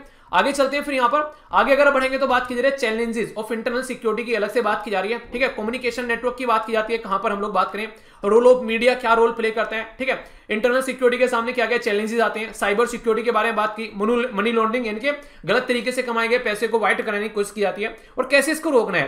तो ये सारे ऐसे इश्यूज हैं, अगर रेगुलर आप लोग वीडियो सुने तो आप लोग ने सोचा होगा इनके बारे में, यार ये तो सारी चीजें पढ़ रहे हैं हम लोग, ठीक है, क्योंकि न्यूज़पेपर में ये सारे इस सोसाइटी के इशू हैं और टाइम टू टाइम ये कवर होते रहते हैं। तो इसलिए आप लोग को इजी लग रहा होगा सुनने में भी थोड़ा सा। अगर बात करें सिक्योरिटी चैलेंजेस के बारे में बात की जा रही है, क्या क्या यहाँ पर एक तरीके से बात की जा रही है कि क्या क्या मैनेजमेंट है, बॉर्डर इश्यूज के बारे में बात की जा रही है, कौन कौन से ऑर्गेनाइज्ड क्राइम होते हैं, टेररिज्म के बारे में बात की जा रही है। तो ये सारी चीजें आप लोग यहाँ पर सिलेबस में मेंशन है। वेरियस सिक्योरिटी फोर्सेस के बारे में आप लोग कई बार पढ़ाता हूँ, ठीक है, कि बीएसएफ यहाँ पर काम कर रही है, सीएसएफ ये काम कर रही है, हमारी कंट्री एयरफोर्स आर्मी एसएसए काम कर रही है, इंटेलिजेंस ब्यूरो ये रो के बारे में कुछ दिनों पहले एक आर्टिकल डिस्कस किया था।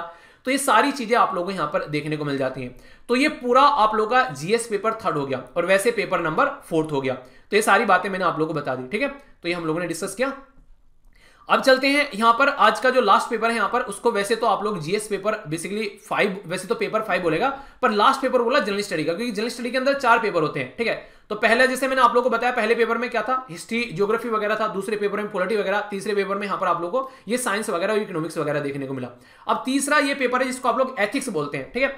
तो यहाँ पर एथिक्स और इंटीग्रिटी और एप्टीट्यूड 3 टर्म बेसिकली इसके अंदर लिखी गई है, पर लेकिन जो पेपर है वो यहाँ पर कई सारी चीजें इंक्लूड करके चलते हैं, यानी कि ये लिखा गया इनके द्वारा अलग से एक पैराग्राफ लिखा गया। वैसे तो यहाँ पर बात करेंगे एथिक्स एंड द एक तरीके से यहाँ पर ह्यूमन इंटरफेस क्या है, ठीक है, इसको समझाया गया। इसी के साथ में एप्टीट्यूड यहाँ पर आप लोगों को बताया गया, ठीक है।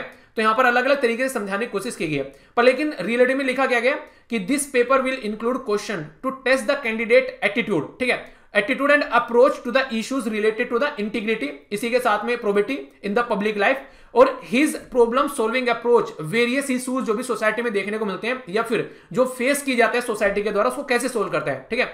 इसी के साथ में क्वेश्चन में utilize the case study, case study जैसे आप लोगों को लगभग 50% पेपर आता है आप लोग केस स्टडी का, तो केस स्टडी के बारे में बात करते हैं, डिटरमाइन करते हैं कि कैसे क्या क्या एक्सपेक्ट आप लोगों को देखने को मिलते हैं। तो उसके चलते यहाँ पर इनके द्वारा ये पूरा सिलेबस दिया गया है, यानी कि आज की डेट में जिस सोसाइटी में आप लोग रह रहे हैं ना, उस सोसाइटी को आप लोगों को समझना है। वो सोसाइटी अगर आप लोग अच्छे से समझ पाते हैं तो वहीं से आप लोगों की सारी चीजें मैक्सिमम आप लोगों की निकल जाएगी। तो सोसाइटी को ढंग से ध्यान से देखकर आप लोगों को चलना है, ये बोलने की कोशिश इनके द्वारा की जा रही है। समझ में आ रहा है ना, सोसाइटी को रह रहे हैं तो सोसाइटी में देखो कहां पर सोसाइटी में कोई दिक्कत हो रही है, उसका आप लोग अगर सोल्यूशन निकालेंगे तो कैसे निकालेंगे, तो वो सारी बातें आप लोगों के माइंड में होनी चाहिए। तो इसके चलते यहाँ पर एथिक क्या है और ह्यूमन इंटरफेस क्या है, तो उसके बारे में बात की जा रही है। क्या सेंस बनता है, डिटरमिन, एक तरीके से देखिए सारी चीजें लिखी गई हैं प्रॉपर, एक एक बातें, ठीक है, कि एसेंस क्या है, इसी के साथ में डिटरमिनेंट क्या है, यहाँ पर कॉन्सिक्वेंसेस क्या क्या होते हैं यहाँ पर of the ethics in human action, ठीक है, क्या क्या डायमेंशन है एथिक्स की, एथिक्स को समझाया गया पूरा यहाँ पर, क्या प्राइवेट और पब्लिक रिलेशन होते हैं, ह्यूमन वैल्यूज क्या होती हैं, उसके बारे में आप लोगों से बातें पूछी जा रही हैं। क्या क्या टीचिंग्स है जो ग्रेट लीडर पढ़ा के गए हैं, जैसे हम लोग पुराने लीडर्स के बारे में हम लोग बात करते हैं कि गांधी जी ये बोल कर गए, अम्बेडकर जी ये बोल कर गए, तो उनके बारे में आप लोगों को पता होना चाहिए। रिफॉर्म्स क्या क्या है यहाँ पर, जो रिफॉर्मर्स के द्वारा जो रिफॉर्म लेकर आए गए, ठीक है। सोसाइटी में अगर बात करें रोल ऑफ द फैमिली क्या है, एजुकेशन इंस्टीट्यूशन क्या यहाँ पर वैल्यूज देते हैं, बात है ना कि बचपन में पता चल जाता है कि परिवार में कैसा रहा है, इसकी परिवार की अपब्रिंगिंग कैसी हुई है, जैसा परिवार में माहौल होगा ऐसा ही बच्चा होगा। आप लोगों ने कई बार सुनी होगी ये लाइन, तो वही बातें यहाँ पर समझाने की कोशिश की जा रही है। तो बच्चे का माहौल जो रहता है उसके परिवार के हिसाब से आप लोगों को देखने को मिलता है, ठीक है। तो वही बातें हैं आप लोगों के सामने यहाँ पर। इसी के साथ में बात करें एटीट्यूड के बारे में बात की जा रही है, तो यहां पर कंटेंट, स्ट्रक्चर या फंक्शन क्या क्या है, इन्फ्लुएंस क्या होता है, रिलेशन, इसी के साथ में बिहेवियर के बारे में बात करेंगे, मोरल, और इसी के साथ में जो पॉलिटिकल एटीट्यूड के बारे में बात करेंगे, सोशल इन्फ्लुएंस क्या है, परसुएशन, ये सारे। देखिए यहां पर मैं आप लोगों को एक सजेशन दूंगा, जो टर्म्स यहां पर लिखी हुई है ना, अगर मैं इनको एक्सप्लेन करने बैठूंगा एक एक टर्म्स को, तो मुझे लग रहा है 4-5 घंटे की वीडियो हो जाएगी। तो आप लोगों से रिक्वेस्ट है, जहां पर सिलेबस में कुछ कंफ्यूजन आप लोग होगा ना, उसको जाकर एक बार सर्च करना, जैसे एटीट्यूड के बारे में एक बार लिखना और गूगल पर सर्च करना, एथिक्स के बारे में, ह्यूमन इंटरफेस के बारे में, तो ये आप लोगों को कई कई इनके ऊपर कुछ डेफिनेशंस खुल के आएंगे जिनको आप लोगों को समझने में हेल्प मिलेगी। तो मैं आप लोगों को एक ओवरव्यू आप लोगों को दे रहा हूं यहां पर लेकिन थोड़ा सा टाइम आप लोगों को खुद से भी इसके ऊपर बिताना पड़ेगा, ठीक है, जिससे कि आप लोग इसके साथ में दोस्ती कर सकें, क्योंकि कोई चीज आप लोग तब तक नहीं समझ पाते हैं जब तक आप लोग उसको ढंग से उसके साथ में टाइम नहीं बिताते हैं। जब आप लोग टाइम बिताने स्टार्ट करते हैं तभी तो इंसानों को भी समझते हैं। तो सिलेबस को भी ऐसे ही समझना है, उसके साथ में टाइम बिताओ, ये समझ में आने लगेगा आप लोगों को, ठीक है। फोर्थ पेपर की खासकर स्पेशली बात कर रहा हूं, क्योंकि बाकी के पेपर तो आप लोग आसपास में देखते हैं, हालांकि है ये आप लोग के आसपास का ही, पर लेकिन आप लोग उसको इग्नोर करते हैं मैक्सिमम टाइम, ठीक है। इसी के साथ में बात की जाए यहाँ पर एप्टीट्यूड, और इसी के साथ में फंडामेंटल वैल्यूज क्या क्या होती हैं सिविल सर्विसेज के अंदर, इंटीग्रिटी होनी चाहिए, इम्पार्शियलिटी होनी चाहिए, इसी के साथ में नॉन एक तरीके से पार्टीशन से पहुंचा चाहिए, एक तरीके से इंसान यानी कि अपने एक तरीके से नहीं कहते कि किसी के फेवर में काम कर देना, ठीक है, तो वो आप लोगों को यहाँ पर देखने को मिला, उससे डिस्टेंस बनाकर रखनी है। नॉर्मली आप लोगों ने सिंपैथी के बारे में सुना होगा, यहां पर एम्पैथी और अच्छे लेवल पर पहुंच गई चीजें कि हाँ इंसान उसको फील कर पा रहा है, समझ पा रहा है। ऑब्जेक्टिव डेडिकेशन क्या क्या है पब्लिक सर्विसेज के, टॉलरेंस के बारे में बात की जा रही है, इसी के साथ में कंपैशन के बारे में बात की जा रही है टुवर्ड द वीकर सेक्शन, कि हाँ उसको कैसे देखता है, सो नहीं दादागिरी चला रहा है वहां पर कि है तो दबा कुचला सेक्शन ऑफ सोसाइटी का, तो वो वाली चीजें यहां पर नहीं होनी चाहिए। यानी कि हर लेवल पर आप लोगों से यहां पर काम करने की एक्सपेक्टेशन की जाती है। इमोशनल इंटेलिजेंस होना चाहिए, ऐसा नहीं कि किसी ने कुछ आकर बोल दिया उसके बहकावे में आ गया और पता नहीं क्या क्या डिसीजन ले डाले, ठीक है। इसी के साथ में कैसे यूटिलाइज करना है एप्लीकेशन, एडमिनिस्ट्रेशन और गवर्नेंस, इसके बारे में बात की जाती है, ओके। तो यहां पर ये सारी चीजें आप लोगों को समझाने की कोशिश की जा रही है, तो ये आप लोगों के सामने यहां पर निकल कर आएगा। तो यहां पर कंट्रीब्यूशन क्या है, यहां पर मोरल थिंकर का, फिलोसफर जो भी यहां पर इनके बारे में बातें करते हैं कि कैसी सोसाइटी होनी चाहिए, ठीक है, कि ये सारे आप लोगों ने कई बार पढ़ा भी होगा इनके बारे में कि ये कौन कौन से जो पुराने जो थिंकर थे क्या क्या बोल के चले गए, ठीक है। कई बार आप लोगों ने चाणक्य साहब के बारे में पढ़ा होगा, ठीक है, कई बार आप लोगों ने वर्ल्ड लेवल पर कई सारे थिंकर है उनके बारे में पढ़ा होगा, अच्छा इनकी कोटेशन आप लोगों से डायरेक्ट पूछी जाती है कई बार, ठीक है। तो पब्लिक और सिविल सर्विसेज के बारे में बात करते हैं, values, ethic in public administration, अलग से टॉपिक आप लोगों का दे रखा है यहाँ पर। इसी के साथ में बात करें तो प्रोबेबिलिटी इन द गवर्नेंस, ये अलग से टॉपिक दे रखा है, ठीक है, आप लोग समझिएगा। तो स्टेटस एंड द प्रॉब्लम के बारे में बात की जा रही है, एथिकल कंसर्न क्या क्या है, डिलेमा क्या क्या है, क्या क्या चीजें गवर्नमेंट और प्राइवेट इंस्टीट्यूशन में देखने को मिलती हैं, क्या क्या लॉज, रूल्स, रेगुलेशन देखने को मिलेंगे इसके बेसिस पर। इसी के साथ में यहां पर अगर बात करें ethical guidance, accountability, ethical governance, strength करना एथिकल और मोरल जो वैल्यूज होती है गवर्नेंस, एथिकल इश्यूज क्या क्या यहां पर इंटरनेशनल रिलेशन में फंडिंग को लेकर कई बार आ जाते हैं, ठीक है, कॉर्पोरेट गवर्नेंस को लेकर कई बार आ जाते हैं। तो यानी कि एक तरह से एडमिनिस्ट्रेशन को कैसे लेकर आप लोगों को चलना है, तो उसमें क्या क्या इश्यूज होते हैं वो बातें आप लोगों के सामने बता रखी है, ठीक है। इसी के साथ में प्रोबेबिलिटी इन गवर्नेंस के बारे में बात करेंगे तो concept of the public service क्या है, ठीक है। फिर इसी के साथ में बात करते हैं फिलोसफिकल बेसिस क्या है गवर्नेंस का, और इसी के साथ में प्रोबेबिलिटी, ठीक है। इंफॉर्मेशन और शेयरिंग के बारे में बात करें तो कितना ट्रांसपेरेंट मैनर में काम किया जा रहा है, राइट टू इंफॉर्मेशन के बारे में यहां पर आ जाएगा, कोड ऑफ एथिक्स के बारे में यहां पर आ जाएगा, इसी के साथ में कोड ऑफ कंडक्ट के बारे में आ जाएगा, सिटीजन चार्टर आ जाएगा, और वर्क कल्चर, इसी के साथ में क्वालिटी ऑफ सर्विस डिलीवरी कैसे आप लोग प्रोवाइड करा रहे हैं एक एडमिनिस्ट्रेशन होने के नाते, एडमिनिस्ट्रेटर होने के नाते, फंड को कैसे यूटिलाइज किया जा रहा है, और इसी के साथ में क्या क्या चैलेंजेस है करप्शन के, ये सारी बातें और सब चीजों के ऊपर केस स्टडी आप लोगों को देखने को मिलती है। हर संडे में एक केस स्टडी में आप लोगों को देता हूं जो कि पुराने क्वेश्चन पेपर से होती है या फिर जो भी न्यूज में होती है, तो उनको अगर आप लोग अटेम्प्ट करोगे तो आधे से ज्यादा पेपर आप लोगों को यहां से कवर हो जाएगा। तो कहने का मतलब ये, अगर आप लोग सिलेबस को पूरा देखोगे ना उठाकर, तो मैं भले ही आप लोगों को न्यूज़पेपर और यहां पर बेसिकली अलग अलग आर्टिकल्स डिस्कस करता हूं, पर इनडायरेक्ट वे में आप लोग देखोगे तो मैक्सिमम चीजें जो है वो आप लोग यहां पर बहुत सारी मैं कवर करा दे रहा हूं, ठीक है। तो ये बातें आप लोग समझ सकते हैं। यहां पर हम लोगों ने क्या क्या कवर कर लिया अभी फिलहाल अगर देखें तो जीएस पेपर हम लोगों ने कवर कर लिया, यहां पर बेसिकली चारों के चारों एसए कवर कर लिया है, इसी के साथ में यहां पर आप लोगों का पेपर 1 और पेपर 2 हो गया। अब बच गए आप लोगों के ऑप्शन सब्जेक्ट, ठीक है।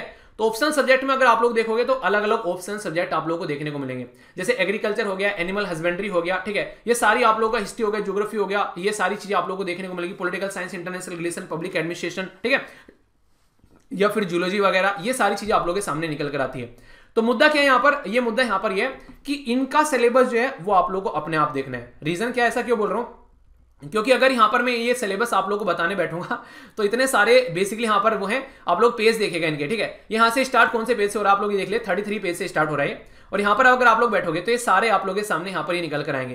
तो जो भी सिलेबस आप लोगों का है, मतलब जो भी ऑप्शनल आप लोगों का होगा, उसके बेस पर आप लोग सिलेबस देख लेना। और कई सारे बच्चे पूछते हैं सर ऑप्शनल सब्जेक्ट कैसे चूज करना है, तो उसके ऊपर यार ऑलरेडी मैं वीडियो बना चुका हूं, उसको जाकर सर्च कर लेना। ऑप्शनल सब्जेक्ट कैसे चूज करना है बाय वीर सर्च कर लेना, तो सारी चीजें आप लोगों के सामने आ जाएगी। तो ऑप्शनल सब्जेक्ट के बारे में बताने का मतलब है कि कम से कम 5-6 घंटे की वीडियो, क्या उससे भी ज्यादा हो जाना, इतने ऑप्शनल सब्जेक्ट आप लोग, ठीक है। तो इसलिए आप लोग खुद से उसको देखिएगा, जो भी आप लोग का ऑप्शनल सब्जेक्ट है वो सारी बातें आप लोगों को यहाँ पर देखने को मिल जाएगी। पर लेकिन जो मैंने आप लोगों को बताया, जो आप लोग को बेसिकली कॉपी करके रखना है अपने पास में, वो आप लोग जरूर देख लेना। यहाँ पर पेज नंबर 28 से आप लोग इसको स्टार्ट कीजिएगा, ठीक है। तो ये कई सारे बच्चे कई लंबे समय से मेरे से बातें कर रहे थे, सर इसके बारे में जरूर बताना। मुझे लगा यार टाइम लगेगा थोड़ा सा, पर लेकिन इसके बारे में ढंग से बता देता हूं ताकि आप लोगों के माइंड में कोई डाउट न रहे। तो अगर आप लोगों को लग रहा है कोई डाउट है तो कमेंट बॉक्स में बताना, अगर डाउट नहीं है तो थम्स अप देकर बताना, अपना प्यार दिखाना, लाइक कर वीडियो को, इससे मुझे पता चलेगा कि हाँ आप लोगों को इससे कुछ फायदा हुआ है, ठीक है। बाकी आप लोग अपना ध्यान रखें, अपने परिवार का ध्यान रखें, आगे भी गाइडेंस की ऐसी वीडियो आती रहेंगी। पॉलिटी के जो लेक्चर मैंने बना रखे हैं उनको जरूर देखना, जो मंथली वीडियो आप लोग की आती हैं उनको आप लोग एंजॉय कर सकते हैं। तो ये सारी चीजें इसलिए बता रहा हूं ताकि कॉम्प्रिहेंसिव वे में आप लोग अपनी स्टडी को लेकर चल सकें, ठीक है। फिर भी अगर कोई भी कमी, कोई खामियां रह गई हो तो उनको बताना, आने वाले लेक्चर में यार जरूर दूर करूंगा। और ये पूरी की पूरी पीडीएफ इस सिलेबस की मैं ऑलरेडी टेलीग्राम पर प्रोवाइड करा चुका हूं। टेलीग्राम पर जाकर अगर आप लोग देखोगे, यहाँ पर स्टडी लवर वीर के नाम से यहाँ पर टेलीग्राम ये ग्रुप है, लगभग 1.5 लाख से ज्यादा मेंबर यहाँ पर जुड़े हुए हैं। यहाँ पर ऑलरेडी पोस्ट कर चुका हूं, यहाँ पर जो नोटिफिकेशन आप लोग आया था यहाँ पर आप लोग देखते हैं, ठीक है। तो इसको जाकर डाउनलोड करना, या फिर यूपीएससी की वेबसाइट से भी आप लोग जाकर डाउनलोड कर सकते हैं। एक और इंपॉर्टेंट बात, यहाँ पर जो भी इंपॉर्टेंट आप लोगों के लिए यहाँ पर चीजें हैं मैं ऑलरेडी यहाँ पर पिन कर चुका हूँ। आप लोगों को तैयारी कैसे करनी है, जिसको जो भी कंफ्यूजन हो, आईएएस की तैयारी कैसे करनी है, कैसे प्लानिंग करनी है, ठीक है, एनसीईआरटी कैसे पढ़नी है, टाइम टेबल कैसे बनाना है, आंसर राइटिंग कैसे करनी चाहिए, ऑप्शनल सब्जेक्ट कैसे चूज करना चाहिए, ठीक है, अच्छा निबंध कैसे लिखना है, सी सेट को कैसे कवर करना है, ये सिलेबस वाला लेक्चर आप लोगों का बचा हुआ था, आज ये भी कवर हो गया आप लोग का, ठीक है। अब कोई डाउट होगा तो बताइएगा, उसको आगे आने वाले टाइम में फिर उसको कवर करूंगा। बाकी टेलीग्राम पर आप लोग जरूर कनेक्ट रहिए, कोई भी दिक्कत हो तो आप लोगों की सारी दिक्कत जो है वो यहां पर दूर हो जाती है। 3 टेलीग्राम ग्रुप है, एक पर यहां पर चीजें मिल जाती हैं, दूसरा यहां पर आंसर राइटिंग और तीसरा पीडीएफ का। तो आज के लिए इतना ही, नेक्स्ट लेक्चर मिलता हूं, तब तक अपना ध्यान रखिए, तब तक के लिए जय हिंद।